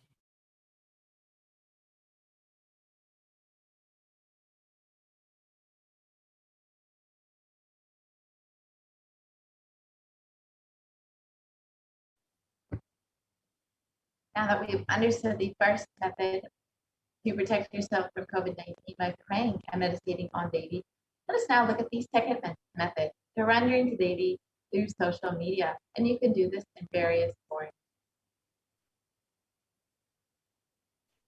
Change it to white ribbon.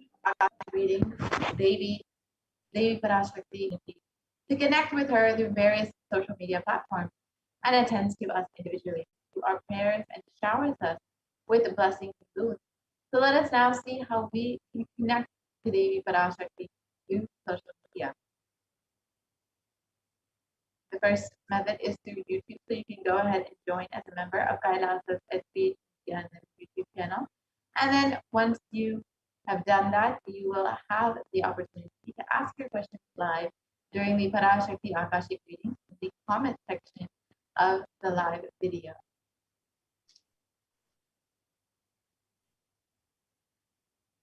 And on Twitter, you can like and follow. On Facebook, you can like and follow Kailas's SPH JGM Nithyananda Paramashivam Facebook page. And you can ask your questions in the comments section.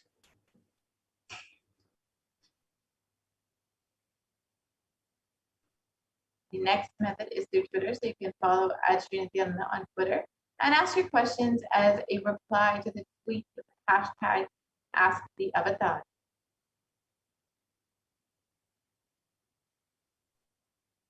And you can follow Sri Nithyananda on Instagram and ask your questions in the comments. And the last way to connect with Devi Parashakti is through WhatsApp. So you can go ahead and search kailasa.org and you can ask your questions in the WhatsApp chat box that comes up. So all of these ways you can connect to Devi Parashakti very easily through social media and receive boons and blessings from Devi herself.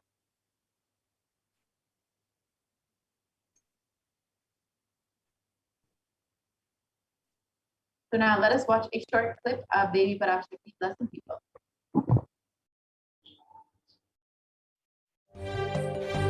காளியின் ஆட்டத்தை ஆனந்தத்தை ஆனந்தத்தொடு ஆடிய ஆட்டத்தை கண்டோர் உயிருக்குளெல்லாம் இறங்கி குண்டலினி உயிர்ப்பிக்கச் செய்து மாய மனத்தின் இருளை அகற்றி மாயம் அழித்து மங்களம் தந்து குரு பக்தியும் சிவ பக்தியும்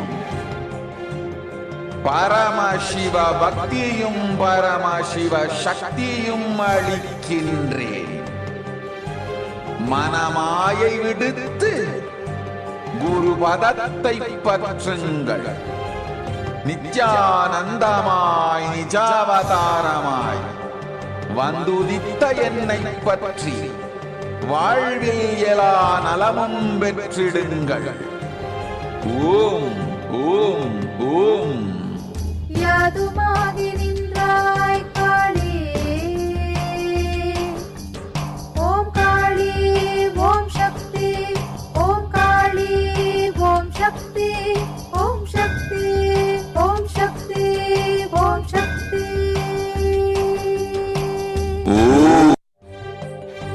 காளி. I've seen Devi Parashakti blessing people. You too can experience the same by connecting with Devi. And the next method is to worship Devi by doing the fire walk wherever she resides. And the Supreme Concept of Hinduism has revealed that fire walking is an alchemy process. The words of the Supreme Concept of Hinduism itself. Our rishis and munis have been adepts and masters in every field, whether health or keeping the society safe in every field. So all the vratams, the pujas, the spiritual techniques, the religious rituals, anything they design is highly scientific and directly useful to the life. Coronavirus will not affect you at all because that fire walking time, these small blisters, you get to shoot up your whole immunity. That power, the power to protect yourself from any virus or any problem, is actually a powerful technique. It's a very powerful technique followed in those days, especially during this time.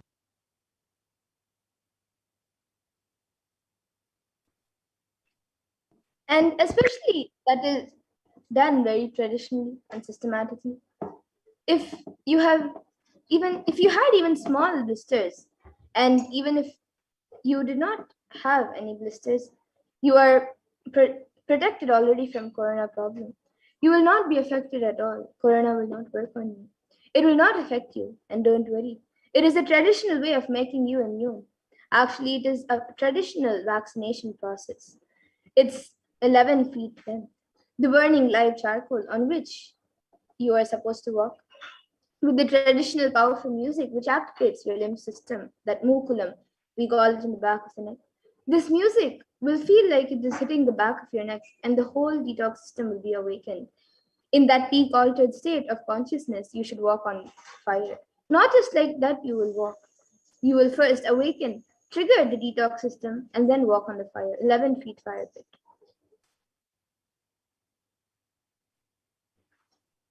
And if you do for one fire walking, you are absolutely protected from corona.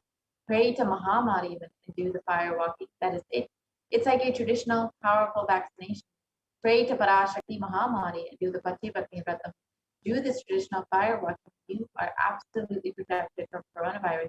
No need to panic. Traditional vaccination, traditional, natural, organic, no bad side effect vaccination is the Hindu fire walking.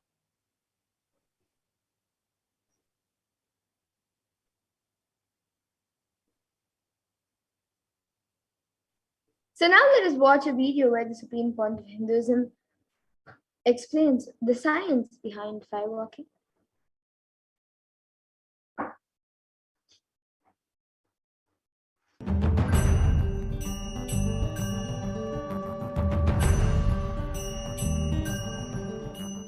All these transmutation processes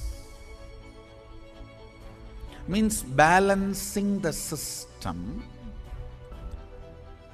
and awakening the whole consciousness to your whole body is what I call transmuting. Parts of your body becomes insensitive to the existence because of the job it is doing.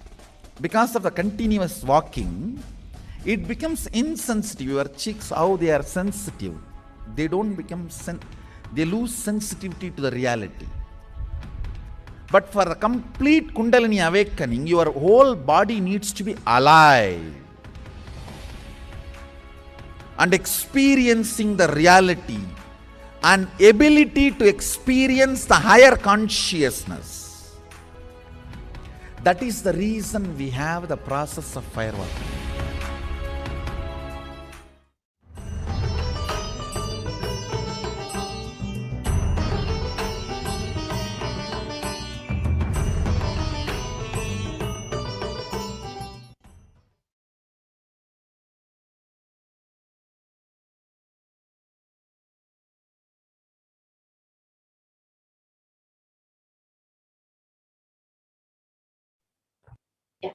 Now let us watch a short clip of Supreme Concept of Hinduism himself doing the fire walking in Tiruvannamalai.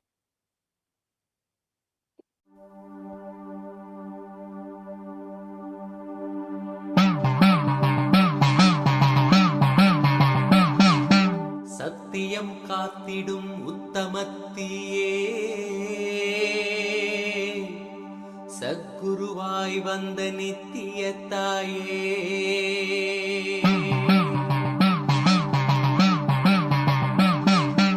வேதங்கள் வணங்கிடும் ஆதியும் நீயே ஜோதிமலையிலே அவதரித்தாயே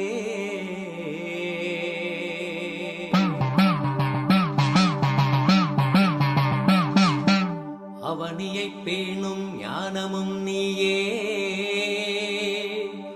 அக்னி வடிவிலே அருள் புரிந்தாயே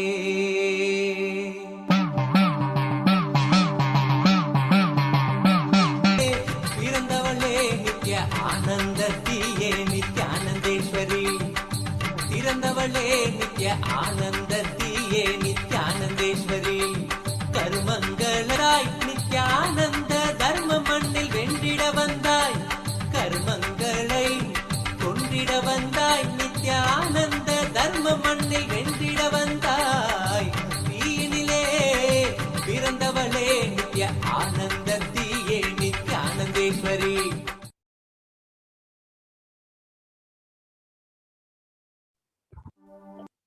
now that we have understood this, let us look at what science has also understood about firewalking.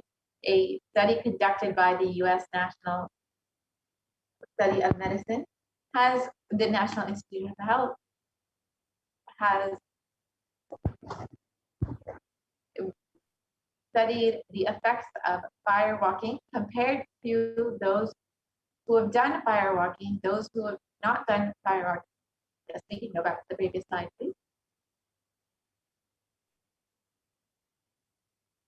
Yes, so this study shows that those who participated in firewalking have increased levels of happiness and lower levels of fatigue compared to those who have not participated in firewalking. So even modern science has seen the benefits of firewalking in the both and psychological responses.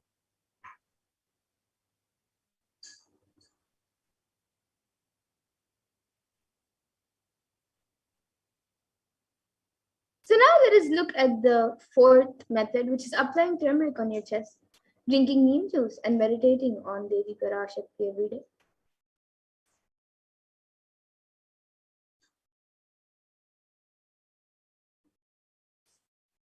So now we'll be watching a video on the benefits of neem juice as revealed by the Supreme Pontiff Sundareshwara.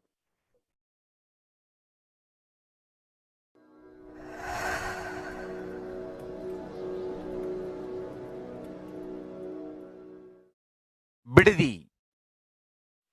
It is not, I'm not talking from air, I'm talking from ground. In Bididi, before we came to that land, 30 borewells were dug, no water. Now, from the day we came till now, we have water for 10,000 people to live comfortably in that very land. It's only pouring, pouring Karumari's grace. Wherever we started ashram, nature completely cooperates because we know biology, whole biology thinks.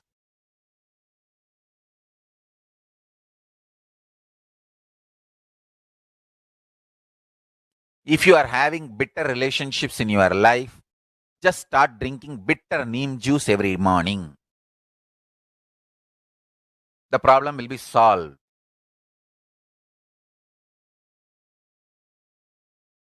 Understand, if you are irritated, even if you don't react, even if you don't talk to people, you release that kind of vibes. Take Haritaki. You will see you release sweet kind of vibes. Take neem juice. You release healing, compassionate vibes. A woman who applies neem powder and takes bath, who applies turmeric powder and takes bath, is equivalent to Karumari Mahamayi.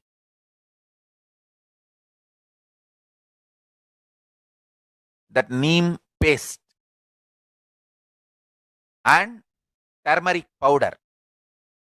If a woman takes bath with that, she is equivalent to Mahamayi. She is embodiment of Karumari because she will be manifesting that same vibes of Karumari. I sincerely recommend people start doing all these activities like applying neem paste and taking bath, applying haritaki powder and taking bath, applying turmeric powder and taking bath, applying basma and taking bath, especially for men, basma, for women, neem paste and turmeric paste. All four can be used by all genders. That is different. If you want specific, I'll recommend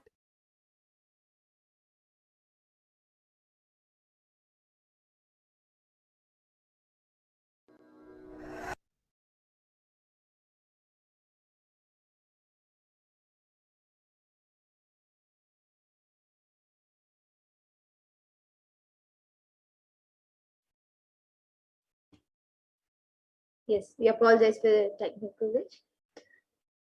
We can go to the next slide.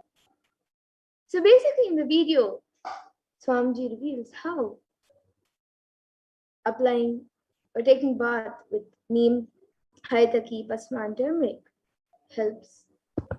Yes. And now that we've understood the benefits of neem juice as revealed by the Supreme Cosmic Wisdom, let us look at the benefits of turmeric. Of course, traditionally, turmeric is very well known for its anti-inflammatory effect, but modern science has also been studying it for the past decades and found it a potent immunomodulator agent that can modulate the activation of T cells, B cells, macrophages, neutrophils, natural killer cells, and dendritic cells. And curcumin can also downregulate the expression of various pro-inflammatory cytokines and chemokines. And this was published in the National Center for Biotechnology Information in the United States.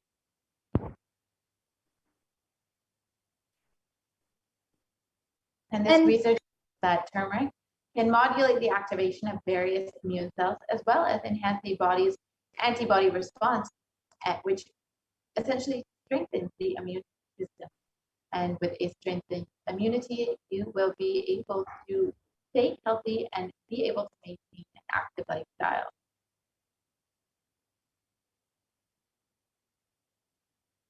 And a study from India.com article published that neem can help you in fighting against coronavirus. And it says that neem is an important part of Ayurveda, and neem can be effective in dealing with the novel coronavirus infection.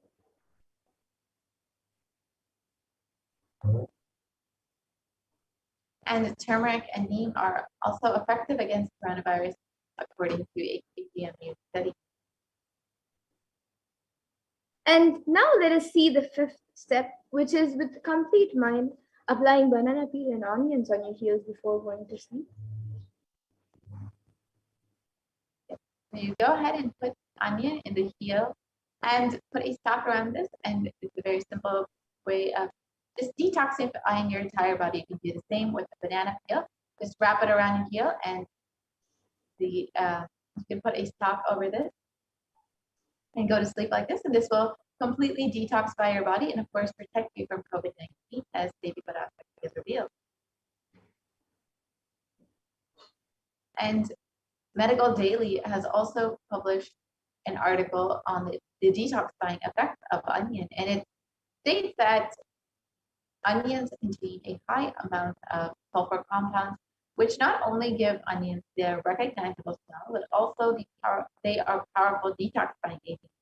And with more than 100 sulfur-containing compounds, which are what cause the eyes to tear, onion can help prevent and treat ailments from diabetes to heart disease. And this is why it's very well known in Ayurveda for its medicinal purposes, and that is its primary use in Hinduism. And an article published reviewing the detoxifying effects of onion, published in the Journal of Phytotherapy, has stated that compounds from onions have been reported to have a range of health benefits, which include anti-carcinogenic properties, anti-platelet activity, anti-thrombotic activity, anti-asthmatic, and antibiotic effects.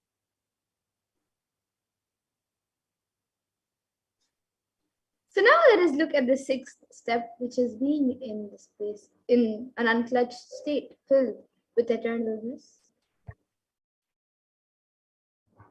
So let us now watch a video on how the Supreme Point of Hinduism reveals the science of unclutching.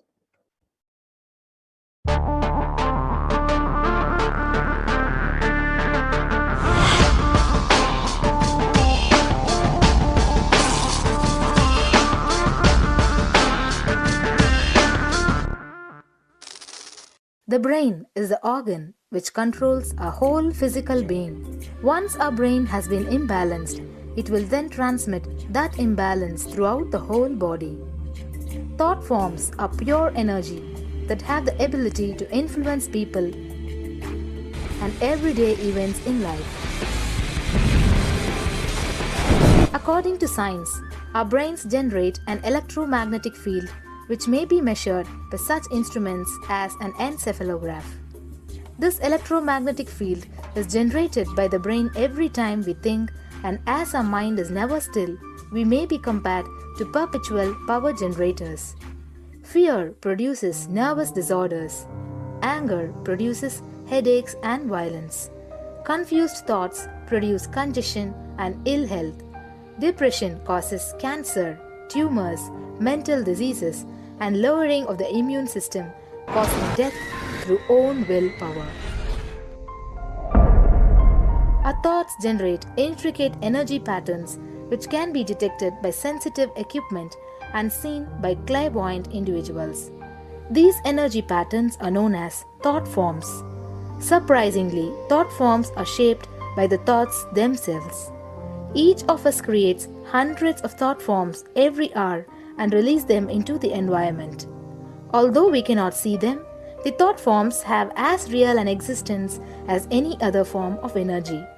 Most people can sense others' thought forms, and a continuous energetic exchange happens between people about which we are usually unaware.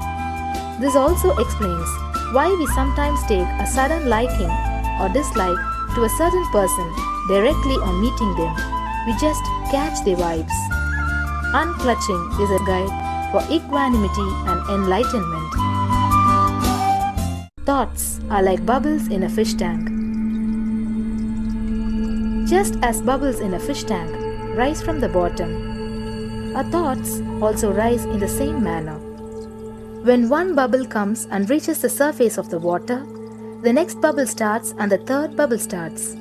Because the bubbles are rising at high speed, they look like a continuous stream. But our mind is not a continuous stream. There is always a gap between two thoughts. Like the bubbles, we also experience a neutral space between two thoughts. This neutral space between two thoughts is our original state, the pure silence. It is a state of pure consciousness, the state of God. Since the gap or the neutral space between two thoughts is too small, we think all thoughts are connected and form a shaft. But there is always a gap between two thoughts. In the forest of northern India, the hunters trap the birds using a trap. They tie a rope between two trees. The rope is the shaft that we create by connecting two thoughts. In the middle of the rope, they stick. The stick is our mind. The rope is tied at the midpoint of the stick. When a bird comes and sits on the stick, the bird's own weight turns the whole stick upside down. It turns topsy-turvy.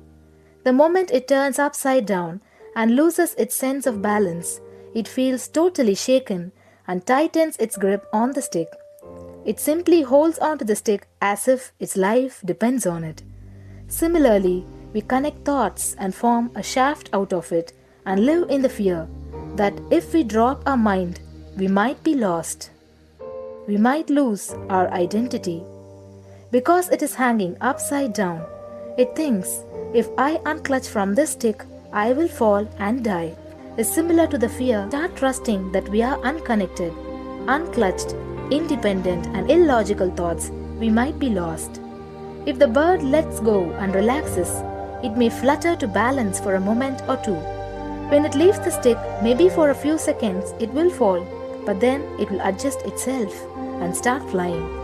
In the same way, we hold on to whatever we think is our identity and security, our education, our mind, our life, our relationships, or our bank balance.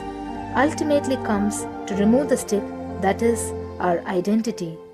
Just like the bird, we don't realize that if we drop our mind, at that moment we can become a Paramahamsa. That very moment we can be liberated.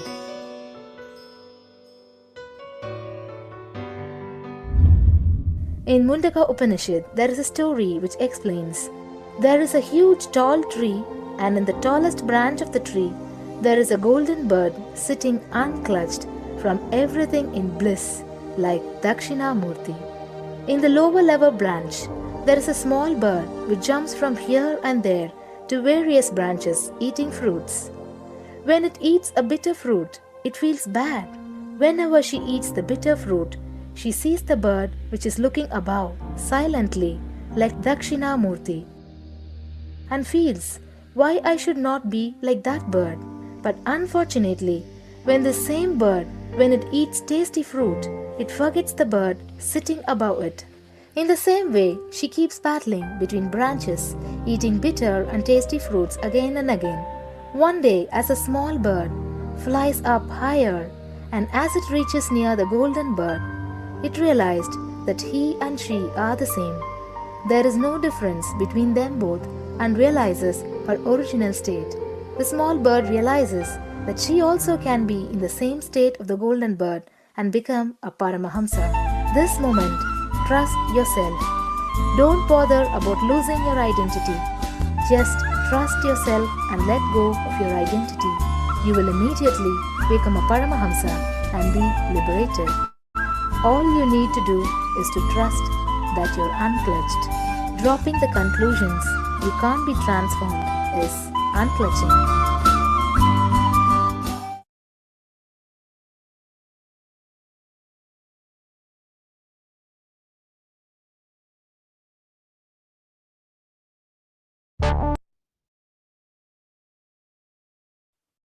So we all just understood what is the science of unclutching. Yeah. And whenever Mm, Understood the science of unclutching. If you would like to experience this beautiful science as revealed by the Supreme Buddhism, you can take a few moments in your day to sit with your head, neck, and spine in a straight line. Close your eyes and chant the Mahavakya in Nithyananda Paramashivoham. Do not engage with any thought or emotion. Purely let the space of unclutching manifest in you. Chant the Mahavakya Om Nithyananda Paramashivoham. So you can go ahead and also watch and listen to the Mahavakya on YouTube and just spend a few moments in your day at any point experiencing the space of unclutching. And when you do that, you can also log your minutes for peace at kailasa.tv/minutes. That's number 4 peace. That's minutes for peace. And we will be projecting that link to you in a few moments. So you can go ahead and experience this beautiful science of unclutching.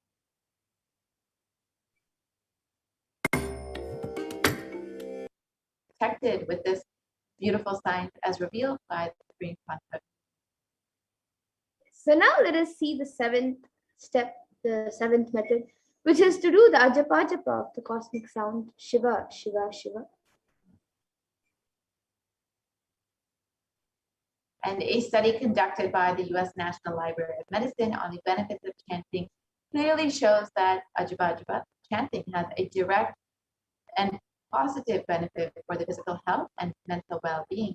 The study correlates the chanting of the ajapa to the vagus nerve stimulation used as a treatment for depression and epilepsy.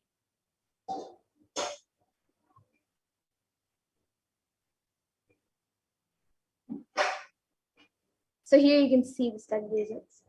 And another study conducted by Dr. Masaru Emoto establishes that human intentions, words, or thoughts can change the molecular structural formation in water. And this interesting research clearly depicts how, when the water is being exposed to positive sounds, vibrations, the molecular formation in the water changes to a pleasant formation, whereas any negative vibration or words can disfigure or distort the water molecular formation.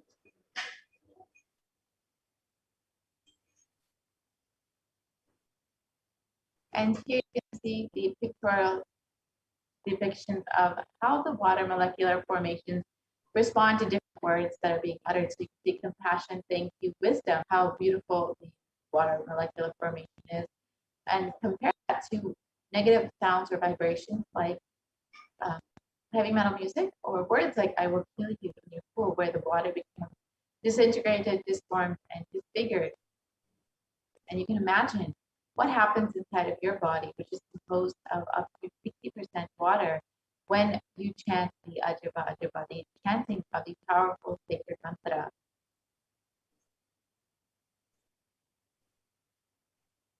So you can also become a part of the unclutching initiative. So while you are either experiencing the science of unclutching or you are chanting the Ajaba Ajaba, you can fill out your minutes for peace at kailasa.tv/minutes, the number 4 peace, and go ahead and log your minutes and ensure that you are continuously experiencing these beautiful sciences, unclutching and Ajaba Ajaba. And the Supreme Concept of Hinduism has revealed that if 10,000 people can do this just for 3 months, we can give such a powerful superconscious breakthrough to the whole of humanity. Because all of us are interconnected. We are not all islands. These are all fundamental truths. When you start unclutching, Kailasa starts experiencing the joy, the bliss of you unclutching. Nothing goes to waste in this cosmos. So not only will you be protected from COVID-19 by practicing unclutching and doing the Ajabajba, but you will, the whole cosmos will experience this unclutching, and it will bring a powerful superconscious breakthrough to humanity. The more and more people that practice it. The last method is revealed by Devi Parashakti is being in the state beyond any remembrance or forgetting.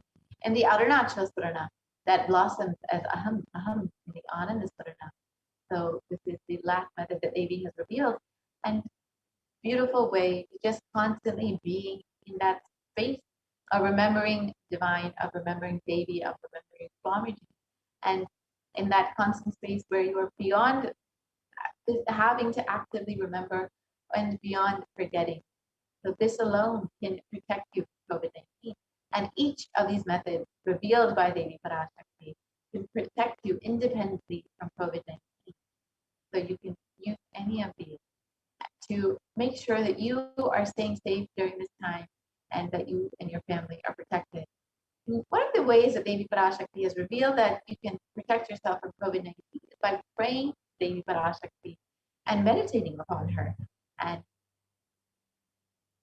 the easiest way to do this is to connect with Devi. And in this next segment, we will be understanding how we can connect with Devi, how we can pray to her and meditate upon her through the various offerings that we can make to Devi Parashakti. So we will be entering this offering segment very shortly. And we will be understanding the various offerings that you can make to Devi Parashakti. And each of these offerings is just a small token of your love and appreciation and gratitude for Devi Parashakti, for Swamiji, for happening in your life. So stay tuned for this next segment and understand how you two connect with Devi and offer your love and devotion to her.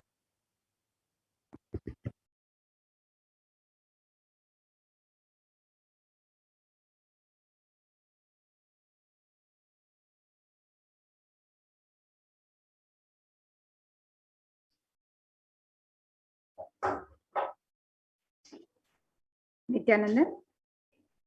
Now let us see the various offerings, the traditional offerings that we can offer to Devi Parashakti as we get ready to receive her darshan today.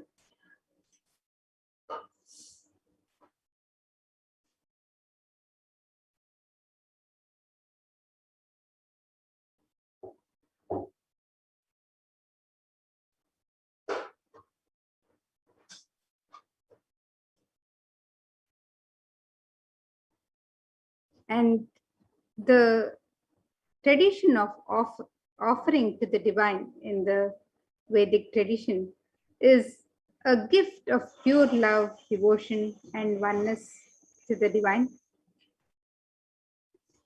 And the offerings are not made out of fear or greed, but it is made out of the pure expression of sacred sense from the devotee to the divine.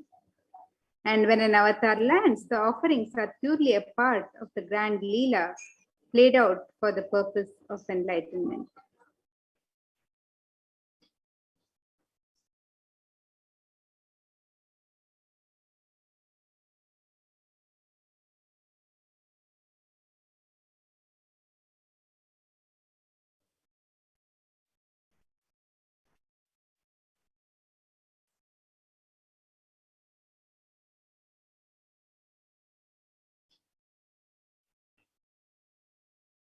And as we prepare to receive the darshan of Devi Parashakti, let us remember Devi Parashakti, let us contemplate on the splendor of her form and her grace and compassion as we get ready to receive her darshan. And this Dhyana Shloka describes the grace and splendor of Devi Parashakti. This verse from the Mula Agama Manonmani Dhyana describes Induni Bhaveda Karavanni Nayanam Syat Pankaja Varabhaya Japakshara Sarayuktam Angahima Bhushana Vichitra Vasanam Syat Tungama Kutojvala Manonmani Swarupam.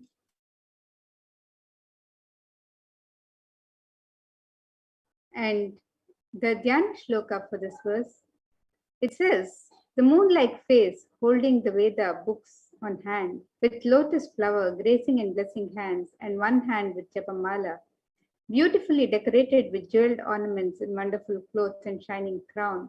Her name is Manonmani.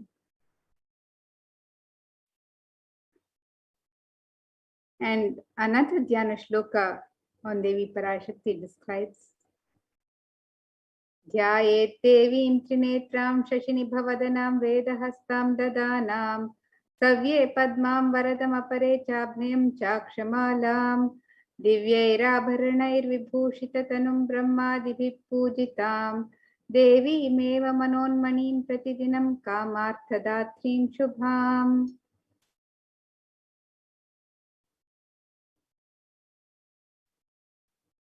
And the meaning of this verse, it says, I meditate on Devi with 3 eyes, glowing like a moon, and holding the Veda and lotus, and gracing with blessing and gracing hands.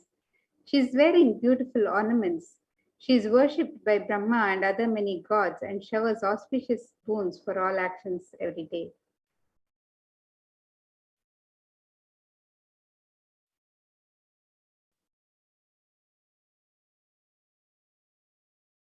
And in the Hindu tradition, the element of gold is used in abundance in all the traditional rituals and worship of the divine, in the offerings to the divine, for it has a great significance as a most sacred and divine element.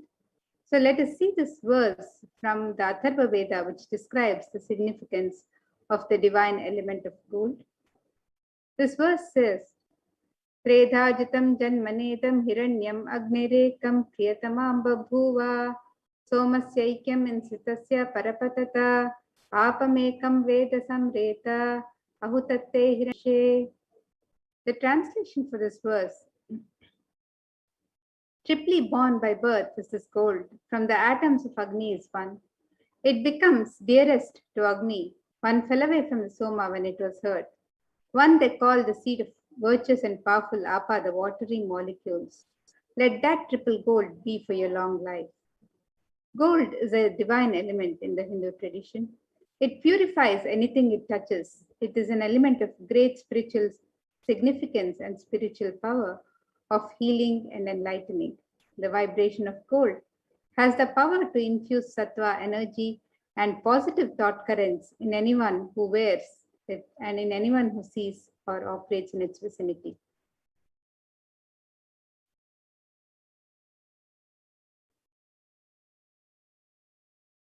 The gold is present in all the Hindu scriptures, the Agamas, the Vedas, the Shrutis, Smritis, Itihasas, Puranas.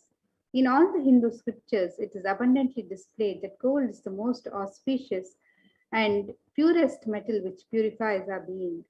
In the Hindu civilization, everything was built in gold, exchanged in gold. Ritual feasts were offered in gold bricks. When one was to be saved from life-threatening illnesses, gold was offered as ritual fee. Gold was in abundance and used for weighing equivalent amounts of commodities, including cows. Kingdoms were built with huge doors of gold. The streets would have huge columns and huge archways made of gold. Horses and cows were dressed in gold.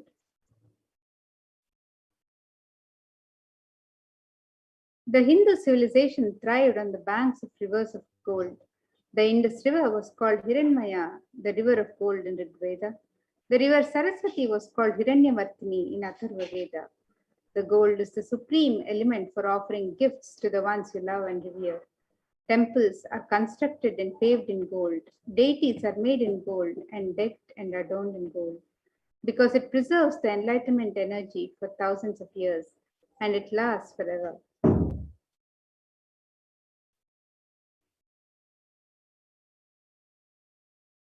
So today, you can make all of these traditional offerings to Devi Parashakti as you get ready to receive her darshan, and you can make these offerings as your expression of the sacred sentiments, your personal gift to Devi as you get ready to receive her.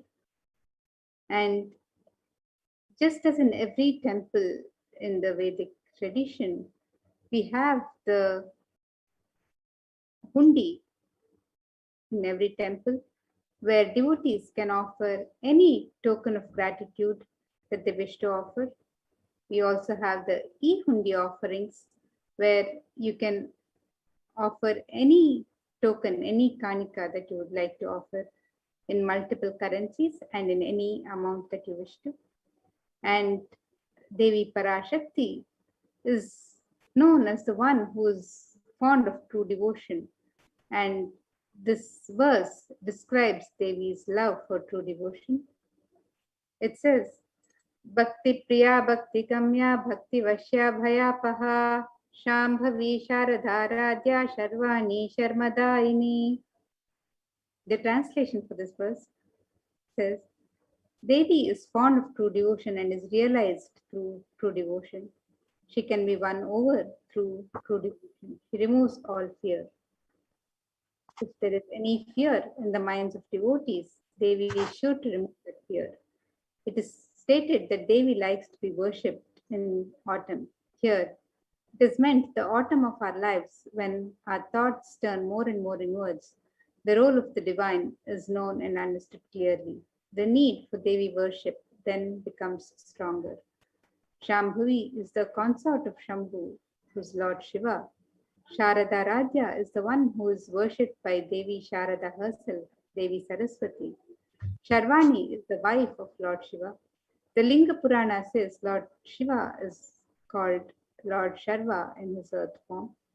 Sharmadaini is the Devi who bestows happiness on devotees. And you can make this offerings and express your gratitude and devotion to Devi Parashakti with your kanika in the hundi. And be blessed to receive the grace and compassion of Devi Parashakti in your lives.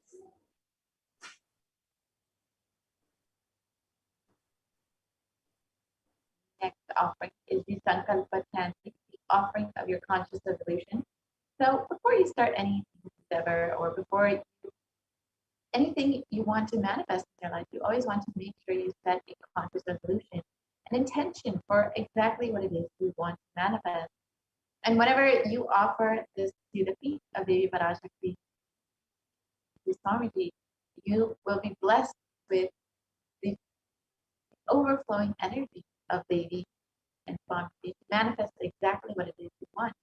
And in the Devi Mahatmya, it describes that the goddess enchants this universe, and she herself gives birth to this universe. That goddess being created without interest in anything, gives that knowledge that leads to salvation, gives wealth in materialistic sense. So when you offer your sankalpa to Devi Parashakti, you will be blessed with the fruition of all desires and wishes.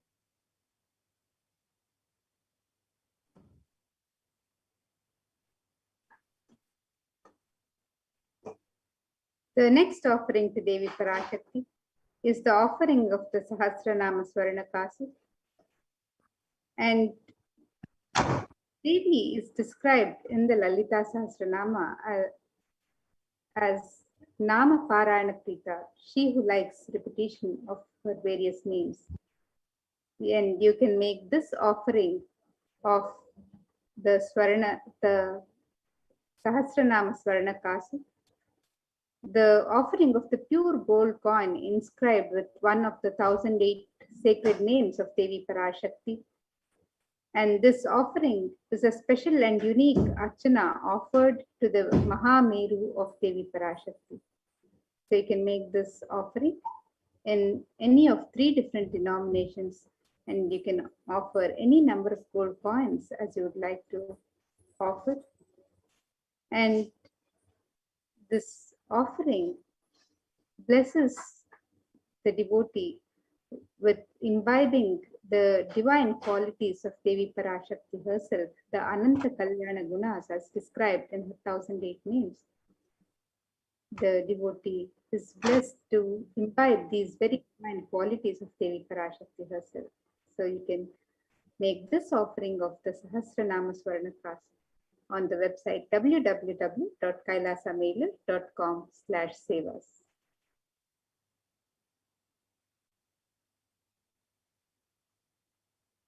And the Anguli finger ring with pearls. Devi is very well known to be adorned and very fond of pearls. And the pearl, of course, represents Devi's infinite compassion. So when you offer this pearl, Devi Parashakti, you will be blessed with Devi's compassion. I bow to the goddess Meenakshi, whose crown has garlands of pearls, and the face shining like a full moon, who wears anklets that are studded with gemstones and has small bells, who is shining like the splendor of the lotus, who grants all the wishes, the daughter of the mountain, who is worshipped by goddesses Vani and Dhamma. I remain ever bowing to that goddess Meenakshi, the ocean of compassion.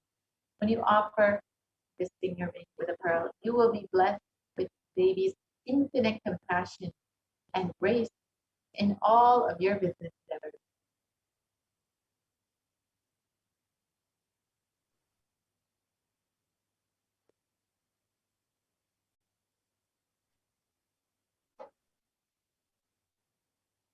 And the next offering to Devi Parashakti is the offering of the Swarna Padma Pushpa, the gold lotus flower. And in the Kamika Agama, this verse describes the significance of the gold lotus flower. This verse says, Ashtavidyeshwaropeta Kumbhavarana Samyutam Sarve Sasutra Vastradhya Hema Pankaja Bhushitaha Sapidhanas Satcha Kurachascha Pakva Bilva Palaprabha Snapanadhyaya Samsiddha Pramanena Samanvitaha. And the translation for this verse, it says all the kalashas should be wound around with suitable thread and covered with new cloth. They should be adorned with a lotus flower made of gold.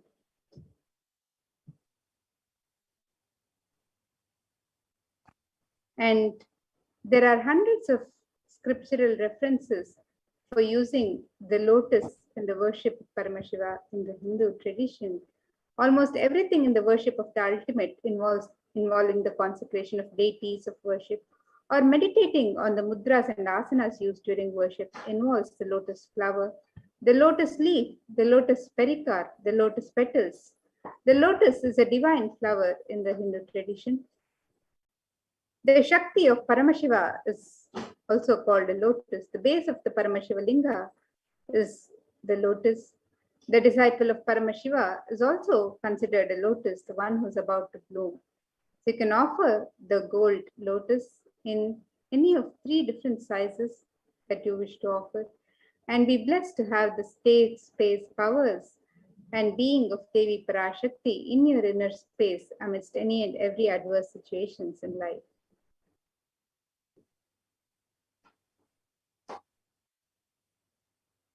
The next offering is the Swarnamati, the gold covering. And in this verse, it describes the power of Devi's feet. It describes you whose brightness is the toenail, destroys the darkness of ignorance from the minds of your devotees, prostrate at your feet. You whose brightness of the lotus flower.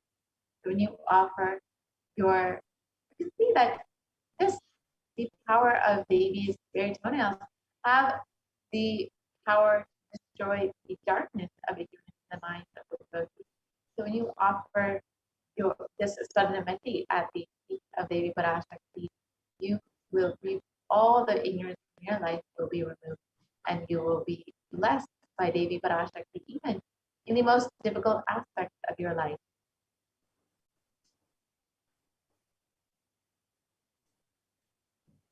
The next offering to Devi Parashakti is the Swarna Mangtika, the gold hairline jewelry. Devi is described as Sudha Sharabi Varshini, she who makes the nectar flow in all our nerves from the Sahasrara, she who gives a very pleasant experience of the ultimate. And the Mangtika, the hairline jewelry, represents the overflowing nectar from the Sahasrara, which is fully opened with the sacred sentiment of gratitude. The offering of the Swarna Mangtika to Devi Parashakti and receive the blessings of achieving the blissful state of overflowing gratitude and the space of complete completion. And you can make this traditional offering on the website www.kailasamela.com/sevas.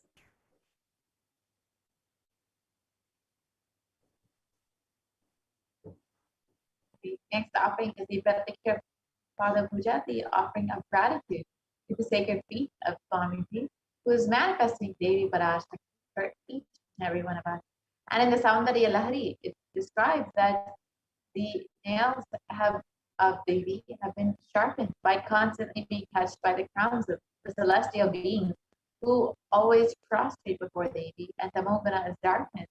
In this stotram, the tamas is indicative of it, the ignorance in the minds of the devotees. And by constantly prostrating before Devi, their ignorance is removed and they attain the ultimate knowledge. So when you offer the Pratikshapada Puja to the sacred feet of Swamiji, you will be blessed with the most sweetest path to enlightenment to attain the ultimate knowledge in your life.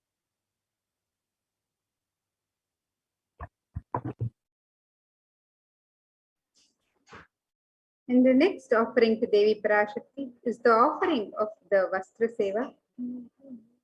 This is the offering of the sacred cloth to Devi Parashakti. And it's the traditional offering that bestows the devotee with the divine protection during all times of their life.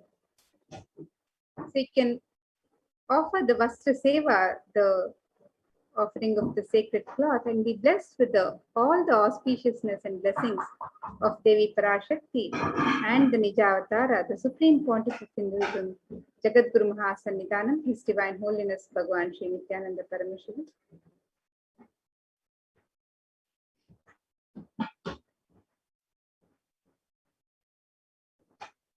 And here's a summary of the various offerings that you can make to Devi Parashakti today as you get ready to receive her blessings. And the website for all of these offerings is www.kailasamela.com/sevas. And you can make the offering of the e-hundi, which is an offering of any amount of your choice and in multiple currencies. You can make the offering of the Sankalpa chanting, the conscious resolution, the Devi Sahasranama Kasu, the offering of the pure gold coin with one of the 1008 names of Devi Parashakti inscribed on each coin, the offering of the Mukta Anguti, the gold finger ring embedded with pearl, offering of the Swarna Padma Pushpa, the gold lotus flower, the Swarna Metti, the gold toe ring for the lotus feet of Devi Parashakti, the Swarna Mangtika, the gold hairline jewelry, the Pratyaksha Pada Puja, the traditional offering of gratitude from devotee to Guru, and the offering of the Vastra Seva, the sacred cloth. And you can make all Shakti on the website www.kailasamela.com/sevas.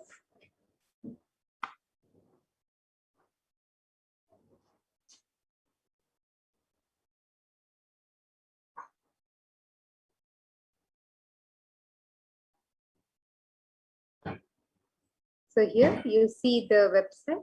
www.kailasamailer.com/sevas, and you can scroll down and make your offerings to Devi Parashakti as you get ready to receive her darshan today. On the link on step 2, you can make the traditional offerings of the Alankara Seva or any offerings of Seva, and you can click on the link for e-hundi to make your e-hundi offerings. If you would like to make an intention to make an offering and receive Devi Parashakti's blessings to manifest your intention into reality, you can also fill the form on step 1. And if you've made your offerings and you wish to make a sankalpa with your name and the names of your family members, you can fill out the details of the sankalpa on the link on step 3. You can make the e-hundi offerings in multiple currencies: US dollar, Australian dollar, New Zealand dollar, Canadian dollar, euros, Indian rupees, Singaporean dollars, Malaysian ringgits, the Great Britain pound, and the Chinese yuan. And you can make the offering in any amount of your choice. You can also make the traditional offerings of the alankaras, the ornaments, or the sevas to Devi Parashakti on the website. So you can make the offering of the Devi Sahasranama Kasu, the Mukta Anguti, the gold finger ring with a pearl, the Swarna Padma Pushpa, the gold lotus flower, the Swarna Metti, the gold toe ring, the Swarna Mangtika, the gold hairline jewelry, the Pratyaksha Pada Puja, the Vastra Seva, and all of these traditional offerings you can offer to Devi Parashakti on the website www.kailasamailer.com/sevas. And with this, now we'll get ready for the next segment of this program, where we'll be learning more about the various facilities being made available for the well-being of humanity as per the guidance of Devi Parashakti, the Supreme Pontiff of Hinduism himself, through the various de facto spiritual embassies of Kailasa. So let's get ready to receive Devi Parashakti and learn more about the various facilities being made for the care and well-being of humanity. Nithyananda Madhayani Swami. Nithyanandam, thank you very much, Ma Amrita. Nithyanandam, everyone. So welcome back to this segment. And in this segment, we are going to learn at the Kailasa's COVID care protection centers at the de facto spiritual embassies of Kailasa. With the blessings of the Supreme Pontiff of Hinduism, Jagat Guru Mahasannidhanam, His Divine Holiness Bhagwan Nithyananda Paramashivan's blessings, let's start with the Sadguru Vandanam. Nithyanandam Paramasugadam Kevalam Jnanamurtim Dvandvatitam Gagana Sadusham Tattvamasyadilaksham Ekam Nityam Vimalamachalam Sarvadi Sakshibhutam Bhavatitam Trigunarahitam Sadgurum Tam Namami.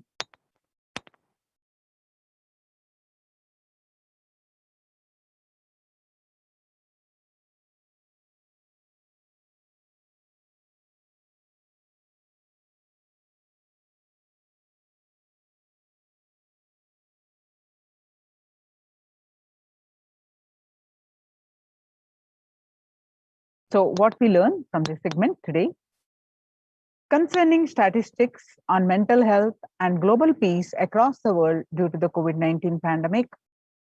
What are the Supreme Pontiff of Hinduism and Kailasa's contributions for global peace? The Supreme Pontiff of Hinduism's spiritual solutions for COVID-19, Kailasa's COVID care protection centers, why temple-based ecosystems and UN recognizes Kailasa's contributions, join Kailasa's COVID care protection centers. Today, People around the world are trying to grapple with the grim reality that the pandemic is far from over. The aftermath of the current calamity promises to be much more devastating. The greatest economics of the world are facing disastrous futures. Countries are facing off each other in deep mistrust. Now, let us see some statistics and current news. In Australia, reported a new record number of coronavirus cases on Thursday when the country continues to battle the third wave of COVID-19 infections. There were more than 2,400 new locally acquired infections reported nationwide. On Thursday morning, the figure surpassing 2,000 in a single day for just the second time. The World Health Organization makes a big statement about the Delta variant of COVID-19. The World Health Organization on Tuesday said that the Delta variant of coronavirus has elbowed out all the three other COVID-19 variants of concern that now represent a tiny fraction of the samples which are being sequenced. Less than 1% of alpha, beta, and gamma are currently circulating.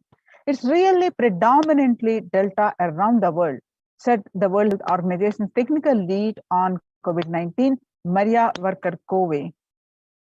The Delta variant, which was first detected in India last year, has become the more fit and it is more transmittable and is out competing. It is replacing the other variant, has been detected in more than 185 nations till date. COVID-19 has now killed more Americans than the influenza pandemic of 1918 to 1919. During the 1918-1919, the flu infected about 25% of Americans and killed an estimated 0.65 with 675,000 deaths. COVID-19 has infected more than 12% of Americans and killed about 0.2% with 676,000 deaths.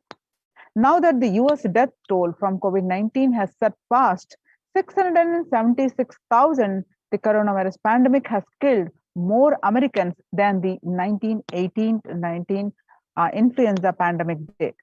Axios and the Associated Press both reported the grim milestone on Monday. So COVID-19 is now officially US deadliest pandemic as the death toll crosses that of the 1918-19 flu.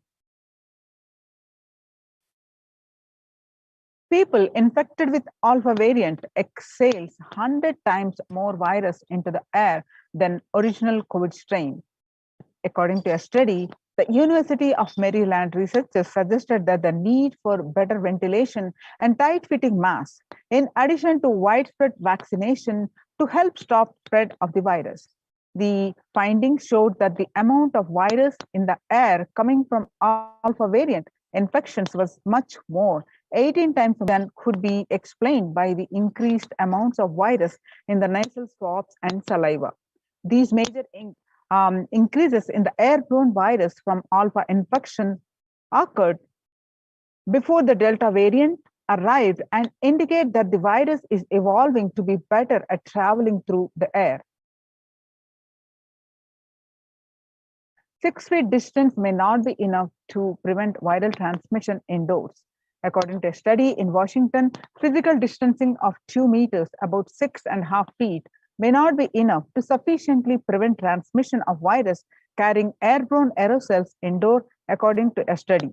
The results published in the journals Sustainable Cities and Society suggest that the physical distance alone is not enough to prevent human exposure to exhaled aerosols and should be implemented with other control strategies such as masking and adequate ventilation.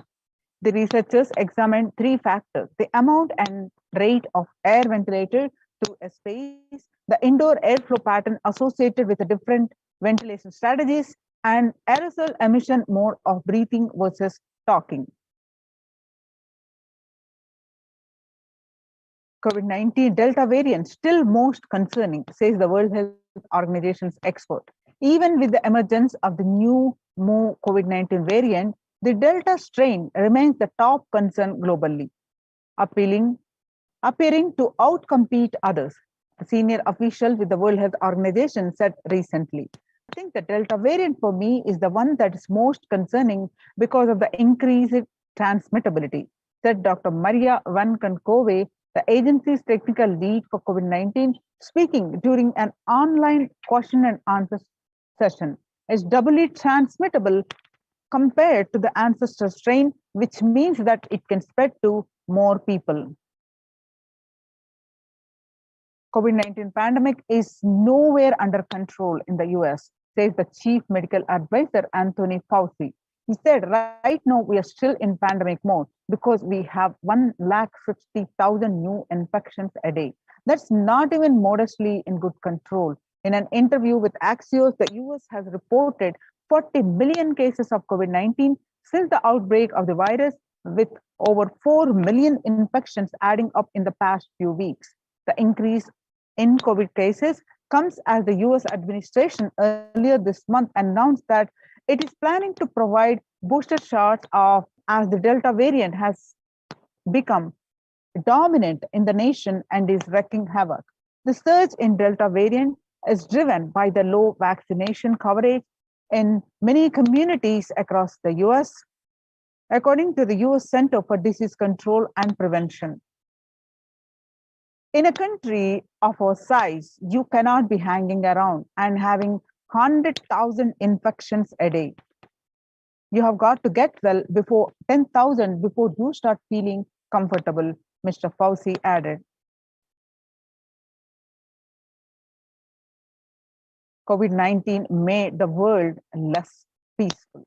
You can see from the graph from the since the beginning of the pandemic in April 2020, the violent incidences have raised to a peak.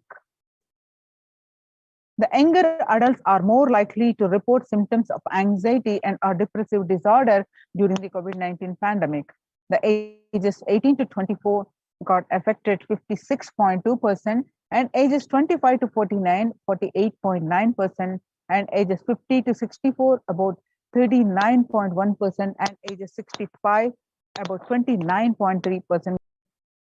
The average share of adults reporting symptoms of anxiety disorder and or depressive disorder, what it was in the year 2019 in the period of 6 months and was 11%, and now in January 2021, in just 1 month, it rose up to 41.1%. Some more statistics confirming the same, that the younger adults are more likely to report symptoms of anxiety and a depressive disorder during the COVID-19 pandemic. Stress in America, a national mental health crisis. COVID-19 is a significant stressor for most Americans. Nearly 8 in 10, 78% say the coronavirus pandemic is a significant source of stress in their life. Nearly 7 in 10, which is 67%, say they have experienced increased stress over the course of the pandemic. More than 60,000 healthcare workers have contracted COVID-19 and 300 have died. Of the health workers who treated patients during the China's COVID-19 outbreak, 50% showed signs of depression and 45% showed signs of anxiety, according to a preliminary research. The self-reported mental health among pregnant women and new mothers. Before the COVID-19 pandemic, the depression was 15%, and now during the pandemic, it rose up to 40.7%. And before the COVID-19 pandemic, the anxiety was 29%, and now it rose up to 72%. Living under stay-at-home orders, 8 in 10 students are struggling with focus on school or work and avoiding distractions. 55% of all the students do not know where to go for help for their mental health. Nearly 82% of the women surveyed understanding the pandemic's impact on working women the negatively disrupted by the pandemic. Nearly 70% of the women who have experienced these disruptions are concerned that their career growth may be limited as a result. The global economic outlook during the COVID-19 pandemic, a changed world. The pandemic is expected to plunge most countries into recession in 2020, with per capita income contracting in the largest fraction of countries globally since 1870. The COVID-19 recession has seen the fastest, steepest downgrades in consensus growth projections among all global recessions since 1990. International Labour Organization, COVID-19 is a threat to peace building in conflict-affected nations. The COVID-19 crisis has worsened already fragile situation. The ILO is more aware than ever of its responsibility to promote peace and resilience in the time of this global pandemic. In Mumbai, the mayor says that the third wave is already upon Mumbai, pointing to a sudden spike in cases, and the third wave of COVID-19 is not coming, it's already here, said the Kishori Padnekar, adding that an announcement regarding the matter had already been made in Nagpur. Speaking of the coming festive season in Maharashtra, the mayor urged people to remain in their homes. The mandals have been asked to allow only 10 people and have them work in shifts. A little over 25% of healthcare workers were infected with coronavirus despite getting fully vaccinated. A recent study has revealed, giving an insight on the breakthrough infections due to the Delta variant. The study, jointly conducted by the Institute of Genomics and Integrative Biology, the maximum hospitals in Delhi NCR found that the vaccination breakthroughs were far more common during the Delta outbreak in Delhi than previously reported. The new coronavirus strain known as Mo, which is first identified in Colombia in January, has been designated a variant of interest by the World Health Organization. Now, how do we cope up with the current COVID-19 pandemic? It is important to address the COVID-19 pandemic, which is seeing another wave, destroying many more lives. The Supreme Pontiff of Hinduism says, the pandemic fatigue setting in as a result of continuous lockdown is resulting in delusional ignorance. Holding on to the delusion and supporting this pace of delusional decisions leads to delusional arrogance. The continuous lockdown leads to delusional thoughts like, so what, if I die, it's okay. I cannot live forever in this lockdown. Going out and then exposing oneself and putting the risk on yourself and others with the irresponsibility and insensitivity is the delusional arrogance. The global COVID pandemic has left the whole world desperately looking for answers. Life as it had been experienced even back in February 2020 is no longer recognizable. Drastic change is the order of the day, with people having to redefine the world with new paradigms of economy, society, faith, religion, and health. Blessed are those who have had the greatest fortune to be with the incarnation of Paramashiva, the Supreme Pontiff of Hinduism, in their lives to carry them through this crisis. Join the Kailasa's COVID Care Protection Center. Register now through the link below, https://kailasa.org/Kailasa Care.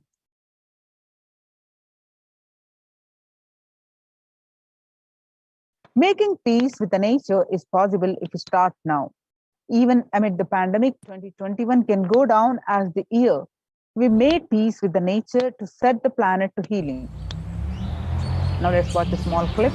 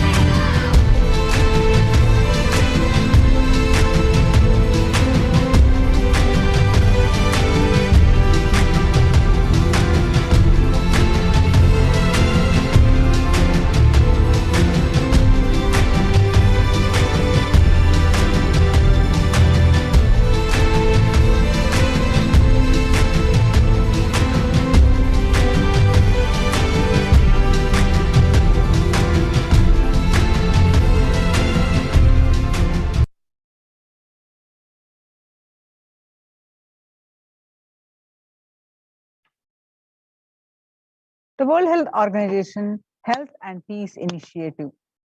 If individual health and peace are interrelated, in the words of the Director General of World Health Organization, Dr. Tedros, there cannot be health without peace and there cannot be peace without health.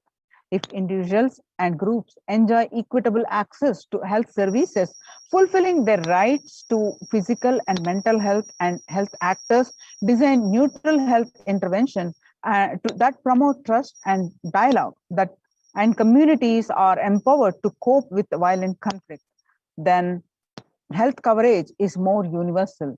Grievances can be heard and addressed to generate trust around health emergency concerns. Affected communities are more likely to make meaningful contributions to peace and reconciliation and to resist incitement to violence.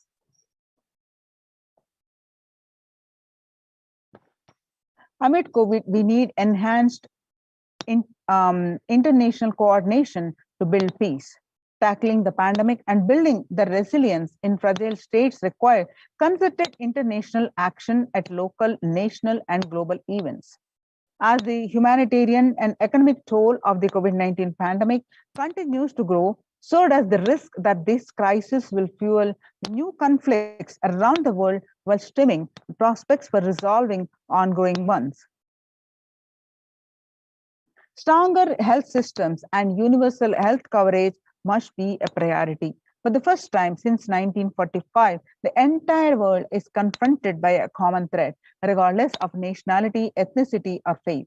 A new social contract between people, governments, and private sector, civil society, and more can tackle the roots of inequality with fair taxation on income and the benefits and opportunities for all. Contributions of the Supreme Pontiff of Hinduism and the Kailasa's contribution for the global health and to combat the COVID pandemic. The Vedic tradition beautifully says that Yasya sarvani bhutani atmani evana pashyati sarva bhuteshu chatmanam tadona vigagupshate. Isha Upanishad verse 6, that the global peace is the byproduct of individual bliss. Whenever an individual goes through a spiritual bliss, he manifests a beautiful, peaceful life for him and everyone around him. If he is powerful enough, he moves the whole city and manifests peace. He is more powerful, he moves the whole village and whole country, if he is powerful enough, like incarnations. Whatever level he may be, global peace is the byproduct of individual bliss. So now let's understand from the Supreme Pontiff of Hinduism that how to achieve individual bliss by practicing the completion and working intensely with our completion. We can achieve the individual bliss, and that leads to the global peace. Let's listen from the Supreme Pontiff of Hinduism.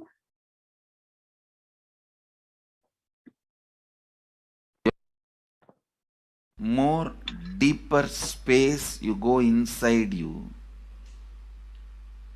more expanded you become, more one with everything, more oneness you experience. Because the more deeper you go, the more you experience the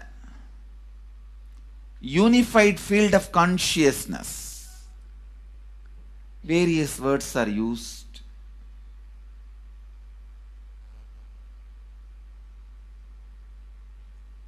Some of the Hindu traditions uses the word Atma, Brahman. Some of the Hindu traditions use the word Nirvana. Whatever word you may use, Brahman, Nirvana, unified field of consciousness, whatever. But one thing I want to tell you, the deeper and deeper you go in your inner space, you experience the vast oneness. The more superficial you are, the more incompletions you carry with others, even with yourself. The more superficial you become, even your own right hand and left hand fights with each other. Different parts of you fights with you. Different thoughts of you fights with you. Even you fight with you, the more superficial you go, the more deeper you start traveling. First, you get integrated. The you fighting with you stops. Then, the people around you get integrated. They fighting with you stops. Completion with yourself, then completion with others, then comes completion with other things, not just living beings, even with inanimate beings. The completion starts happening. Even with a nature, completion starts happening. Please understand, the more deeper you travel, the more deeper you go, the more deeper you settle down, the more deeper you start living. Your cognition expands. Your cognition includes. Your cognition becomes more and more inclusive. More joy, more bliss, more knowledge, more enlightenment. Please understand.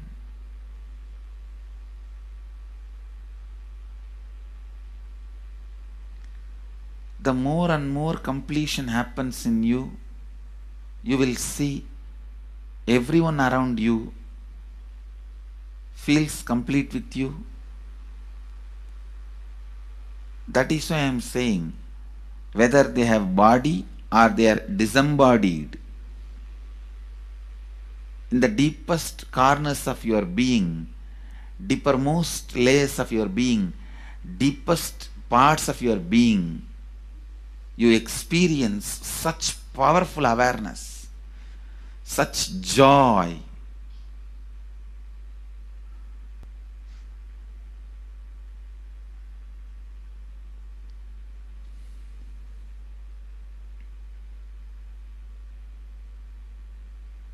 Going into the deepermost corners of your being not only is a joy, it's a power. Because suddenly you will see everybody around you, everything around you listens to you. It really becomes a vibrant power where the tendency to exploit is not there. Listen, that's a very important thing. Power without the tendency to exploit. Because as long as you feel the other person is separate from you, when you get the power, it will always be used for exploiting. Because the other person is separate from you, then naturally what you will feel? Let me suck all the possible energy, intelligence, time, talent, treasure. But when you feel the other person is your own extension, you will see, you will be showering so much, enriching so much. The power you have will not be exploiting, it will be enriching. I tell you, even if death comes at this moment, I can tell you very clearly, I can face the death directly and tell the death, I have enriched every human being more than what I received from anybody. I have given to every human being whom I met in my life more than what I received from them. My accounts is clear. I am ready. Come on, let's go. My accounts is clear. I don't have debt. No credit card money to be paid, loans to be paid, no debit card, no credit card. My accounts is clear. Understand, when you feel everyone is your extension, the power given to you, the power you gain, see, any living is power. Powerful way. Even in that, you will become powerful. So any lifestyle you choose, you will get power in that field. Whether it is exploiting or enriching, murdering or raping or go on serving. Whatever lifestyle you choose, living is power. When you go into the deepermost core of your being and start living based on completion, I tell you,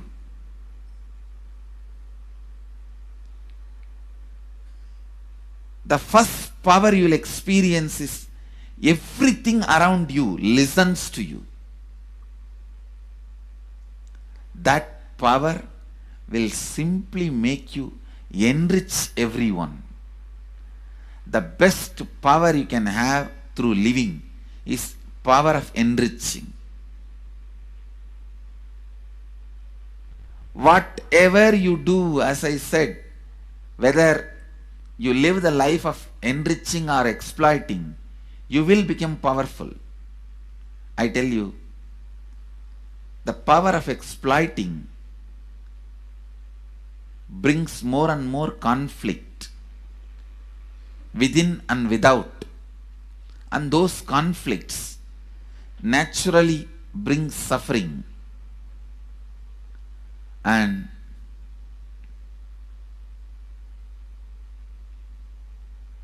the power of enriching brings more and more completion in you and in others. This full month, Nithyananda Sangha all over the world. The other day I was seeing, we have officially presence in more than 50 countries. As devotees, group of devotees, we have presence in 100 countries. All over the world, we are going to celebrate this whole month for Global Peace Month, impacting global peace. All of us this whole month will live completion and do samskara dahana kriya, means burning the patterns which separates us from others, burning the patterns which are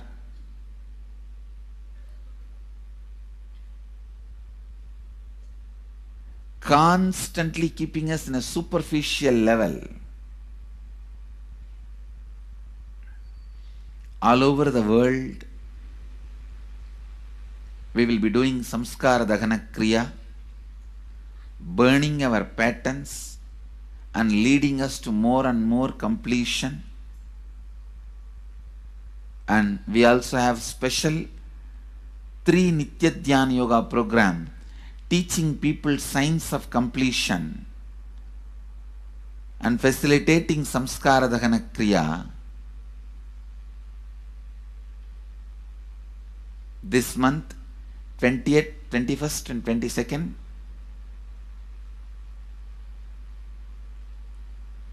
this whole month, all over the world, all our temples, ashrams, centers, yoga centers, schools, colleges, universities should do samskara dahana kriya should do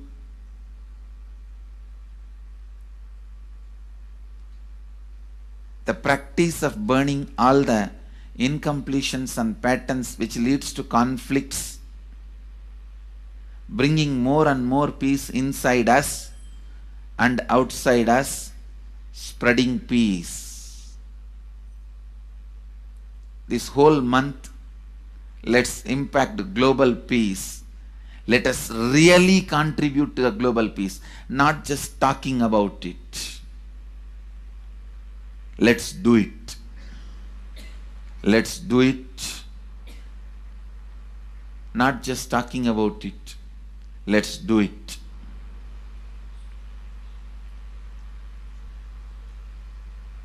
Even if you teach the Samskara Dahana Kriya to 50 people in each area, each place where we have centers, ashrams, temples, two-way centers, yoga centers, even 50 people, each Tanidar teaches, enriches them with this sign. The amount of suffering and negative waves, negative vibes reduction can contribute so much to the world. Please understand. One positive person can burn millions people negativity. Experientially, with evidence we proved, one positive person has already burnt at least 20 million people's negativity in last 10 years and brought peace.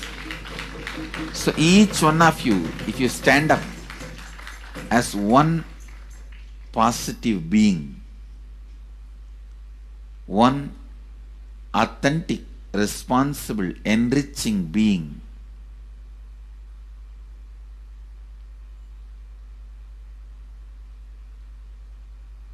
I tell you,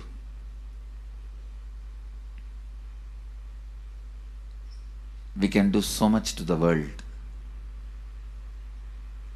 It will be a better place than the time we entered. When we leave, it should be a better place. That's all. When we leave the earth, it should be a better place.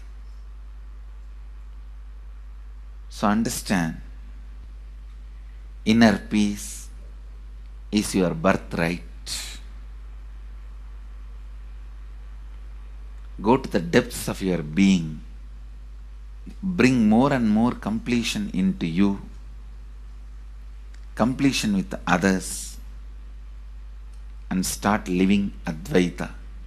Today in the Inner Awakening session, it's all about completion with others.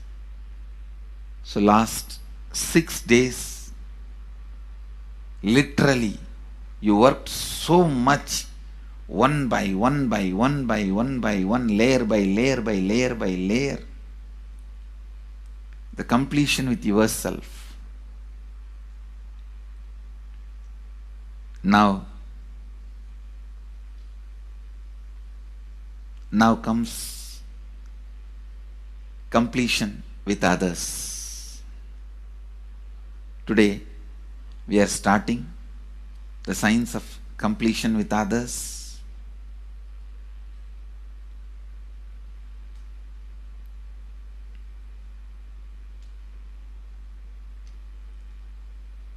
It's one of the most powerful science. Does so much to human beings, not just healing their relationships, even inside their consciousness, this inner space, so much of good is done. So much of awakening is done.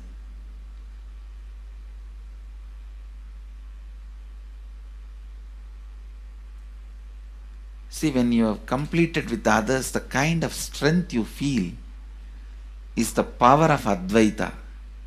Strength of Advaita.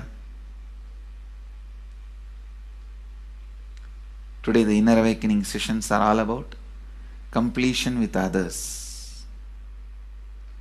We have long session today working on completing with others. So with this, because today we have a long session with inner awakening. We are also lagging behind the syllabus. Actually, it is a good news. It's not a bad news because participants are so sincere. They are going through the whole process so intensely, sincerely. Because of that, we are little delayed. But today I am going to catch up. Today I am going to spend more time and catch up with them, with the syllabus. So,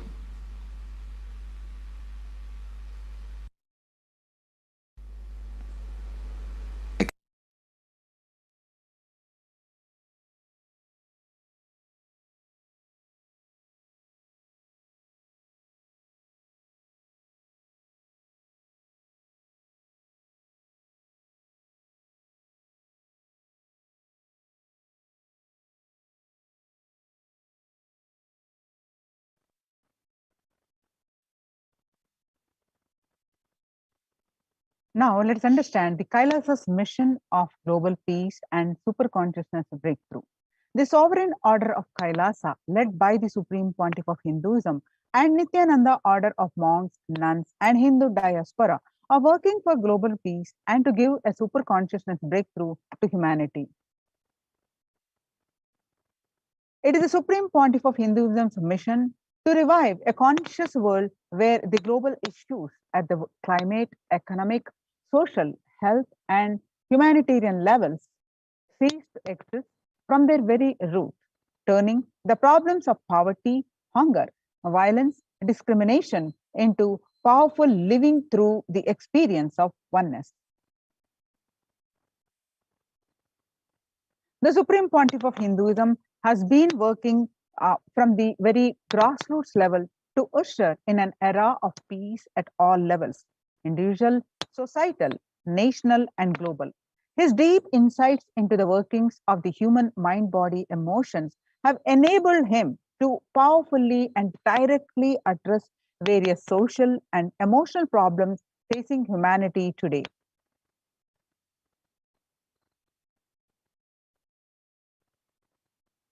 Some of the ways the Supreme Pontiff of Hinduism provides spiritual solutions to combat pandemic and other issues are through the Paramashivoham program, bringing super consciousness breakthrough to the whole humanity by starting the Akhanda Nirvikalpa Samadhi Jnana Yajna and contributing almost 3 million minutes now.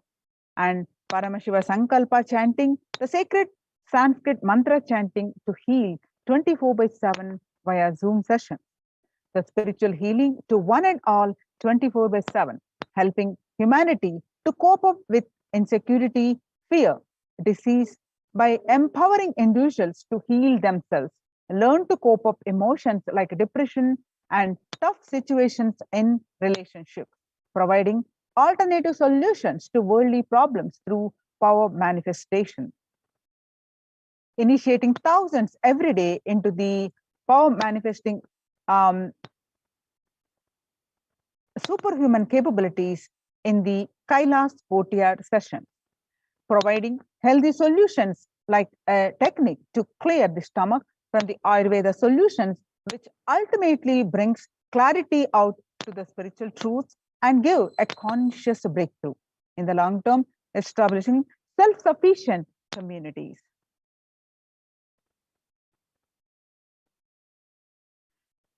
Continuing and intensifying the service of Annadan, the free food in Nithyananda Annalayas around the world, including Tiruvannamalai, Los Angeles, and various other adhinams. Peacekeepers of Kailasa offering various life solutions from the teachings of the Supreme Pontiff of Hinduism.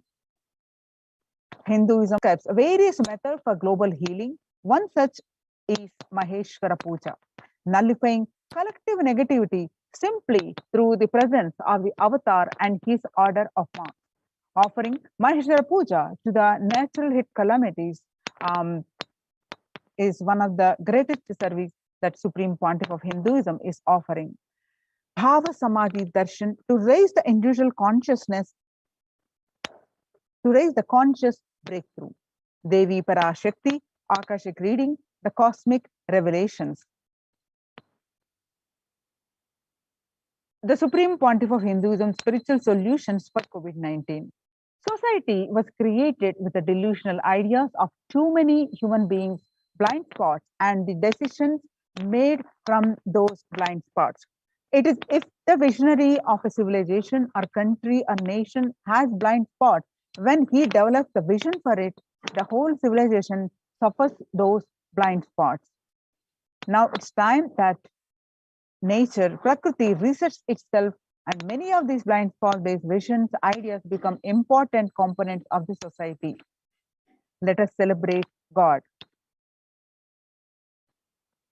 This isolation, which is seemingly endless, with an unknown future, which is compelling humanity to make 100% lifestyle change, is something to be deeply dwelled upon. All problems need to be addressed only with spiritual solution and powerful cognitions. To stop people having mental breakdown, pandemic fatigue, collapsing, depression, destruction, and also give them super consciousness breakthrough and revive the enlightened civilization, the Supreme Pontiff of Hinduism continuously gives spiritual solutions and powerful cognitions. Some of the powerful cognitions, spiritual solution, the Supreme Pontiff of Hinduism gives are unclutching, practicing completion, practicing oneness, practicing ajapa japa of Mahavakya, Om Nithyananda Paramashivoham, continuous consciously building deep feeling connection, yoga, puja, vegetarian diet, and nirahara samyama, and much many more.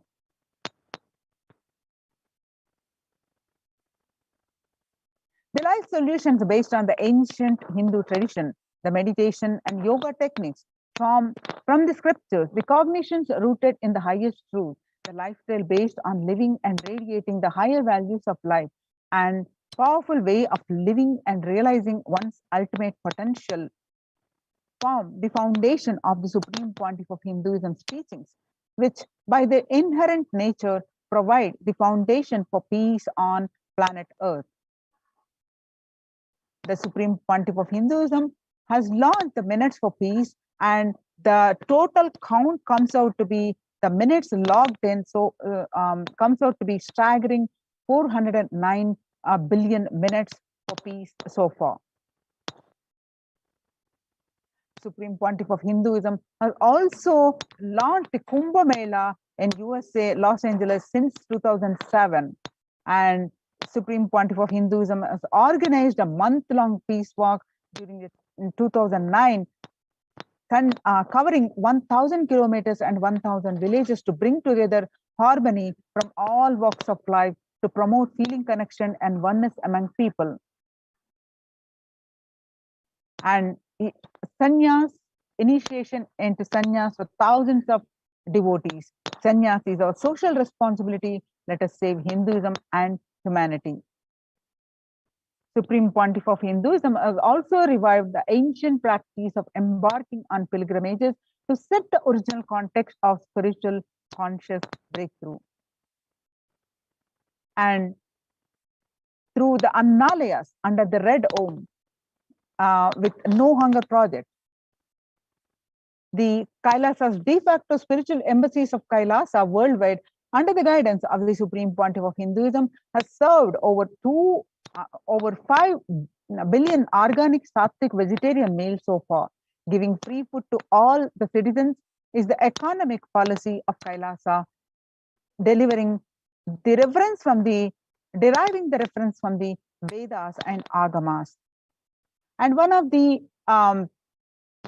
recently, the humanitarian initiative launched by the Supreme Pontiff of Hinduism is the opening of Kailasa's COVID care centers in India, where the monastic campuses have been turned into a multi-layer quarantine facility to safeguard the inmates against the possible point of contact with the outer world. The Supreme Pontiff of Hinduism has opened this service free to all people, regardless of any differences in age, gender, caste, creed, ethnicity, color, or socio-economic status. Food, shelter, internet, and all basic facilities, including medical care, are provided at these COVID care centers, free of cost and for an indefinite time. The outcome has been splendid. Zero infection rate so far among the participants, a feat not achieved anywhere else in the world, let alone in India. This response model of handling the COVID-19 pandemic at a community level, along with the guidelines and recommendations for governments, has been recognized and accepted by the United Nations as well. You can see some of the glimpses. Participants of the COVID care program offered by the Supreme Pontiff of Hinduism, enjoying a blissful spiritual lifestyle in multi-layered protection. They enjoy the stress-free time following a spiritual morning routine, doing yoga, doing puja, temple sevas, voluntary service, and celebrating the festivals. So join the Kailasa's COVID care protection centers. Register now through the link below, https://kailasa.org/kailasa care. With this, we're going to move on to the next part of our segment, Maheshwara Puja. The quotes on Maheshwara Puja, as we are on the auspicious Malalaya Amavasya, we are going to offer the Maheshwara Puja to the Supreme Pontiff of Hinduism, and we'll be joining that. So after a very short break.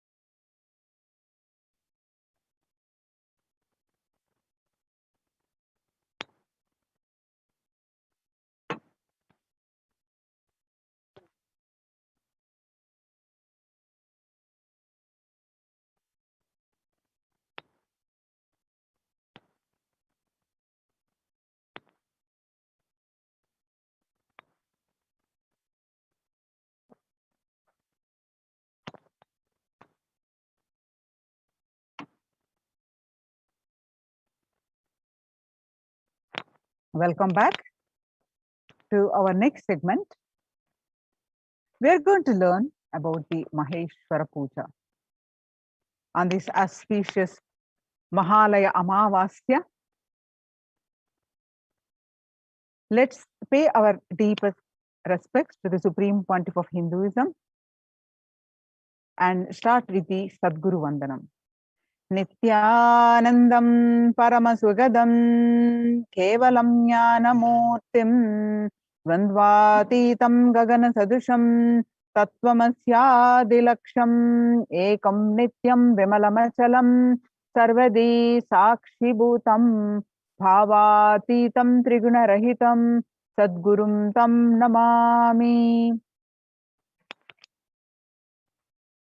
As per Hindu scriptures,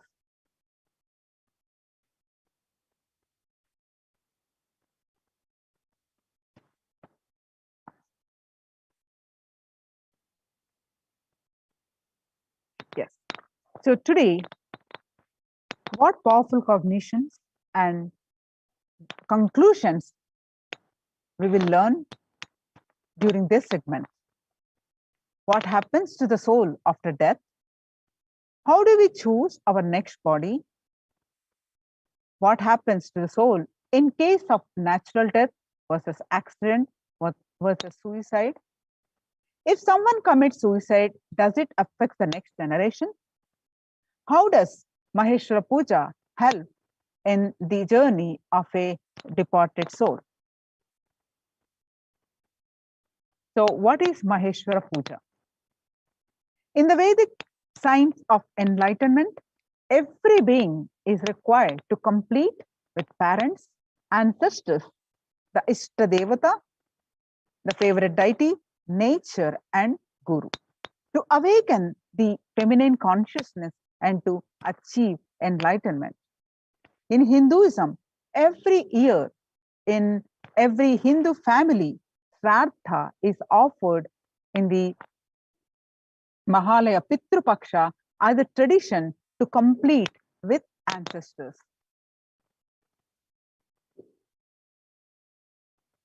So the scriptural reference, according to the astrology, when the sun enters the Saturn, the Pitru Loka, the ancestral plane,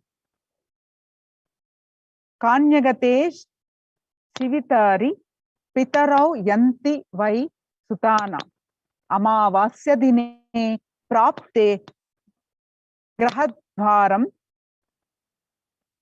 Samasrita. When the sun enters the Saturn, the Pitraloka, the ancestral plane, and Bhuloka, the earthly plane, are in closest proximity to each other and is considered the best time to for offering completion and reverence to the ancestors. As per the Hindu scriptures, Durga Puja is done in Shukla Paksha of Ashwina month. It marks the beginning of Navaratri and Durga Puja.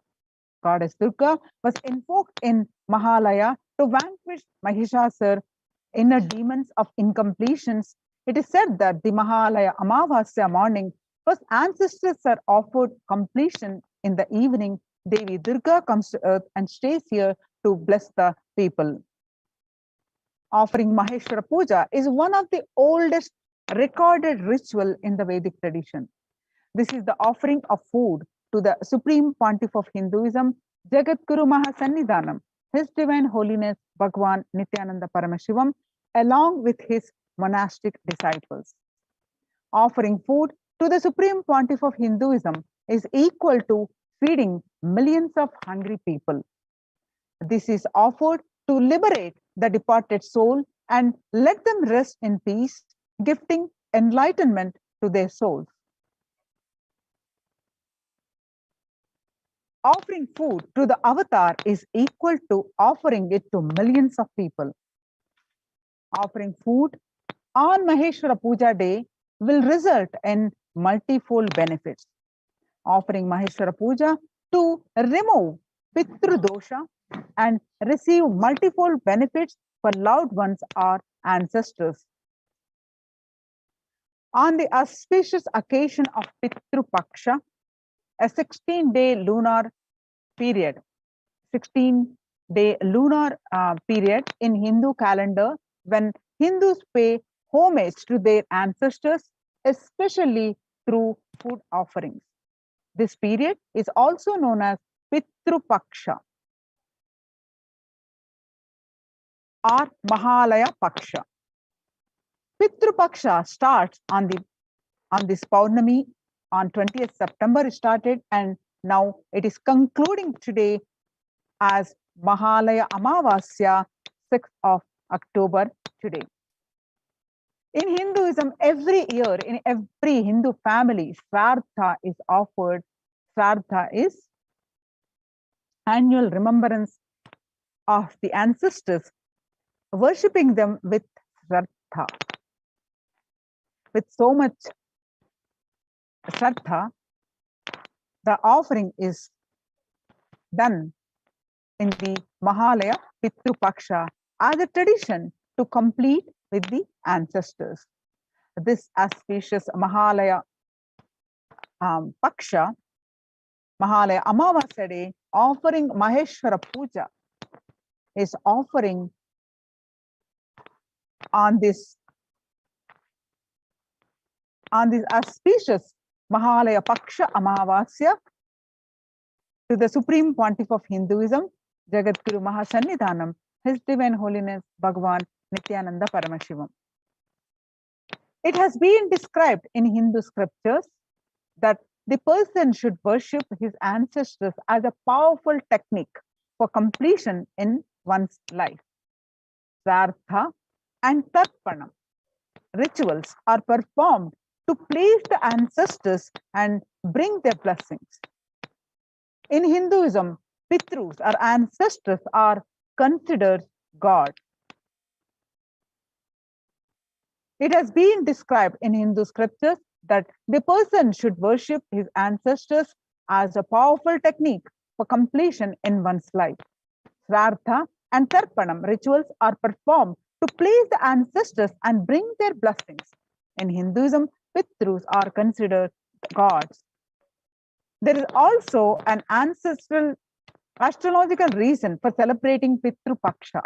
Pitru Dosha is the unpleasant phase in life when someone is deprived of success even after reaching very close to success. There are problems related to children, or there is a loss of money, financial problems, or unfavorable environment in the house. Despite all efforts, unable to get married, incompletion in relationships, and so on and so forth. That is why the peace of ancestors is considered necessary even for getting rid of Pitru Dosha. Offering of Pinda in the stomach of a living incarnation of Paramashiva is the best form of Pinda Tappana and Shraddha to remove Pitru Dosha. This in the Somasambhu Paddhati says it is 1,000 times greater than offering any Shraddha, any Pinda in any river, any water body, any lake, any holy land, any holy place. Once you offer the Maheshwara Puja, after that you may not need to do Shraddha. Regardless of the number of births the soul would have taken, regardless of the soul, while embodied having been initiated by the master or not in his lifetime, the master can intervene and make his presence available in the departed soul's life and lead it to enlightenment. This is possible only through Maheshwara Puja. The Supreme Pontiff of Hinduism, Jagadguru Mahasannidhanam, His Divine Holiness Bhagavan Nithyananda Paramashivam says, the best place on the planet Earth to give Pinda Tarpana is the stomach of a sannyasi. That is, the hunger fire, Jataragni of a sannyasi is the best fire into which you can offer the Pinda Tarpana, the Shraddha, which reaches the departed ancestors, Pitrus directly. In Maheshwara Puja, you offer to the avatar along with his monastic disciples. The Somasambhu Paddhati says it is 1,000 times more greater than offering any Shraddha, any Pinda in any river body, any lake. The Pinda Tarpana and Shraddha, wherein food is offered to sannyasis for the completion with the departed souls is called Maheshwara Puja. In the Somasambhu Paddhati, Srartha Vidhi, Sloka 3 says, Lingino Brahmana Dasya Sraddhaya Shiva Dikshitaha. The translation goes, the sannyasis and brahmanas who have been initiated into the Shiva Diksha are eligible to be appointed as the representatives of Pitrus in the Sraddha. Now let's watch a glimpse of a short clip on the Maheshwara Puja.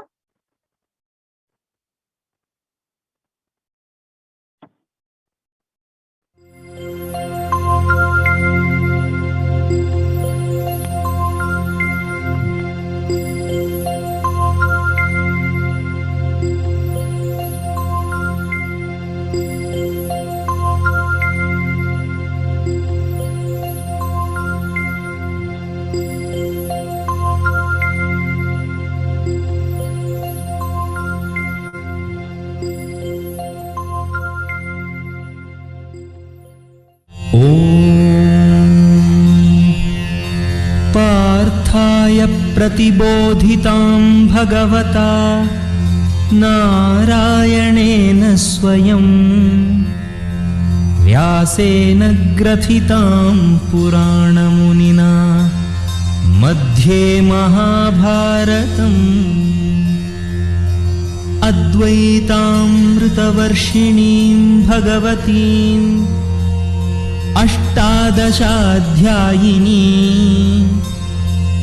अम्ब त्वामनुसन्दधामि भगवद्गीते भवद्वेणी। अथ पुरुषोत्तमयोगो नाम पञ्चदशोऽध्यायः। श्रीभगवानुवाच ऊर्ध्वमूलमधः शाखम् अश्वत्थं प्राहुरव्ययम् छन्दांसि यस्य पर्णानि यस्तं वेद स वेदवित्। अधश्चोर्ध्वं प्रसृतास्तस्य शाखा गुणप्रवृद्धा विषयप्रवालाः। अधश्च मूलान्यनुसन्ततानि कर्मानुबन्धीनि मनुष्यलोके न रूपमस्येह तथोपलभ्यते नान्तो न चादिर्न च सम्प्रतिष्ठा। अश्वत्थमेनं सुविरूढमूलम् असङ्गशस्त्रेण दृढेन छित्त्वा ततः पदं तत्परिमार्गितव्यम् यस्मिन् गता न निवर्तन्ति भूयः। तमेव चाद्यं पुरुषं प्रपद्ये यतः प्रवृत्तिः प्रसृता पुराणी। निर्मानमोहाजितसङ्गदोषा अध्यात्मनित्या विनिवृत्तकामाः द्वन्द्वैर्विमुक्ताः सुखदुःखसंज्ञैः गच्छन्त्यमूढाः पदमव्ययं तत्। न तद्भासयते सूर्यो न शशाङ्को न पावकः यद्गत्वा न निवर्तन्ते तद्धाम परमं मम। ममैवांशो जीवलोके जीवभूतः सनातनः। मनःषट्ठानीन्द्रियाणि प्रकृतिस्थानि कर्षति। शरीरं यदवाप्नोति यच्चाप्युत्क्रामतीश्वरः गृहीत्वैतानि संयाति वायुर्गन्धानि वाशयात्। क्षोत्रं चक्षुस्पर्शनं च रसनं घ्राणमेव च अधिष्ठाय मनश्चायं विषयानुपसेवते। उत्क्रामन्तं स्थितं वापि भुञ्जानं वा गुणान्वितं विमूढानानुपश्यन्ति पश्यन्ति ज्ञानचक्षुषः।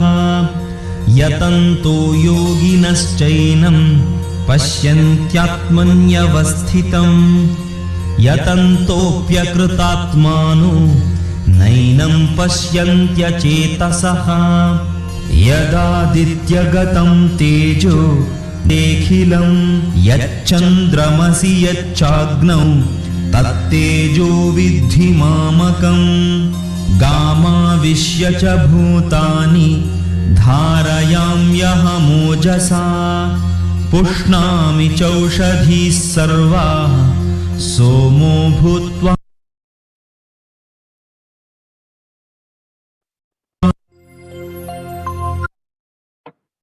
Puja is to help the departed souls rest in peace. This is the offering of food to the master along with his monastic disciples. Offering Maheshwara Puja is one of the oldest recorded ritual in the Vedic tradition. This is offered to help the departed soul rest in peace and give the enlightenment to the soul.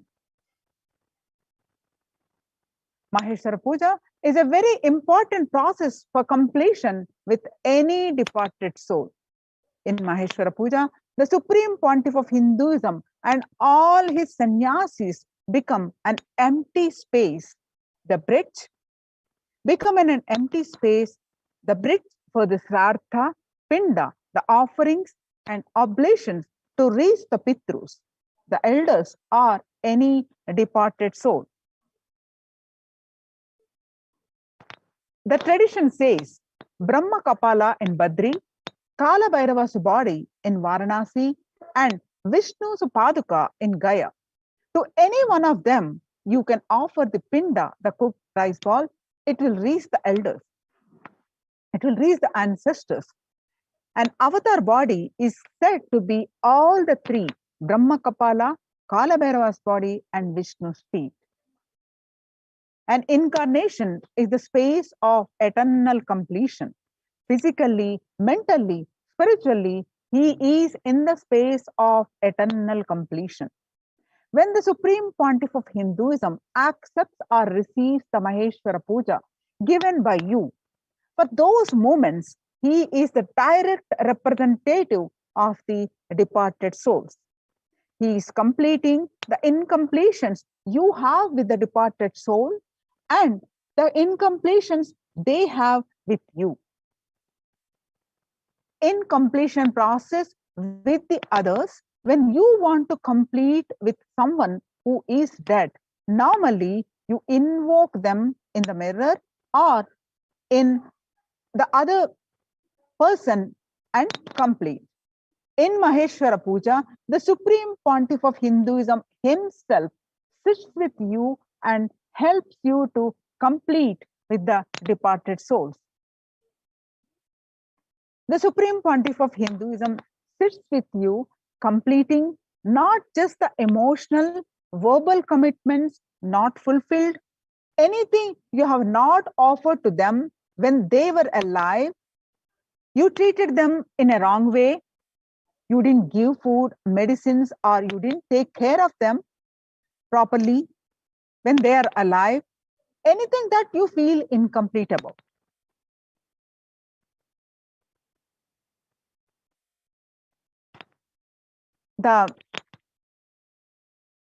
Another scriptural reference,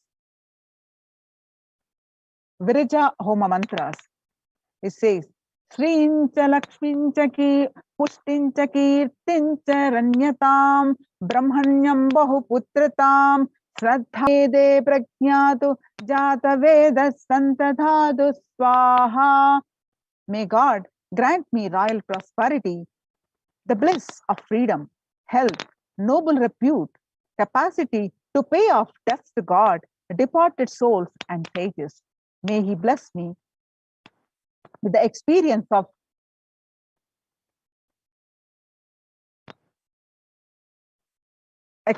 of being the favorite inheritor of the cosmos. May He bless me with the sons, faithful and intelligent, as well as grandsons. Now, let's welcome with this understanding. Let's welcome the Supreme Pontiff of Hinduism. Let's start. Sit with the deep face of gratitude to receive him. Please sit straight with your head, neck, spine straight. Inhale deeply, exhale deeply. With the space of deep gratitude and a strong feeling connection, start chanting the Mahavakya. Om Nithyananda Paramashivoham. Om Nithyananda Paramashivoham. Om Nithyananda Paramashivoham. Continue to chant the Mahavakya and sit with a deep space of gratitude to receive the supreme pontiff of Hinduism.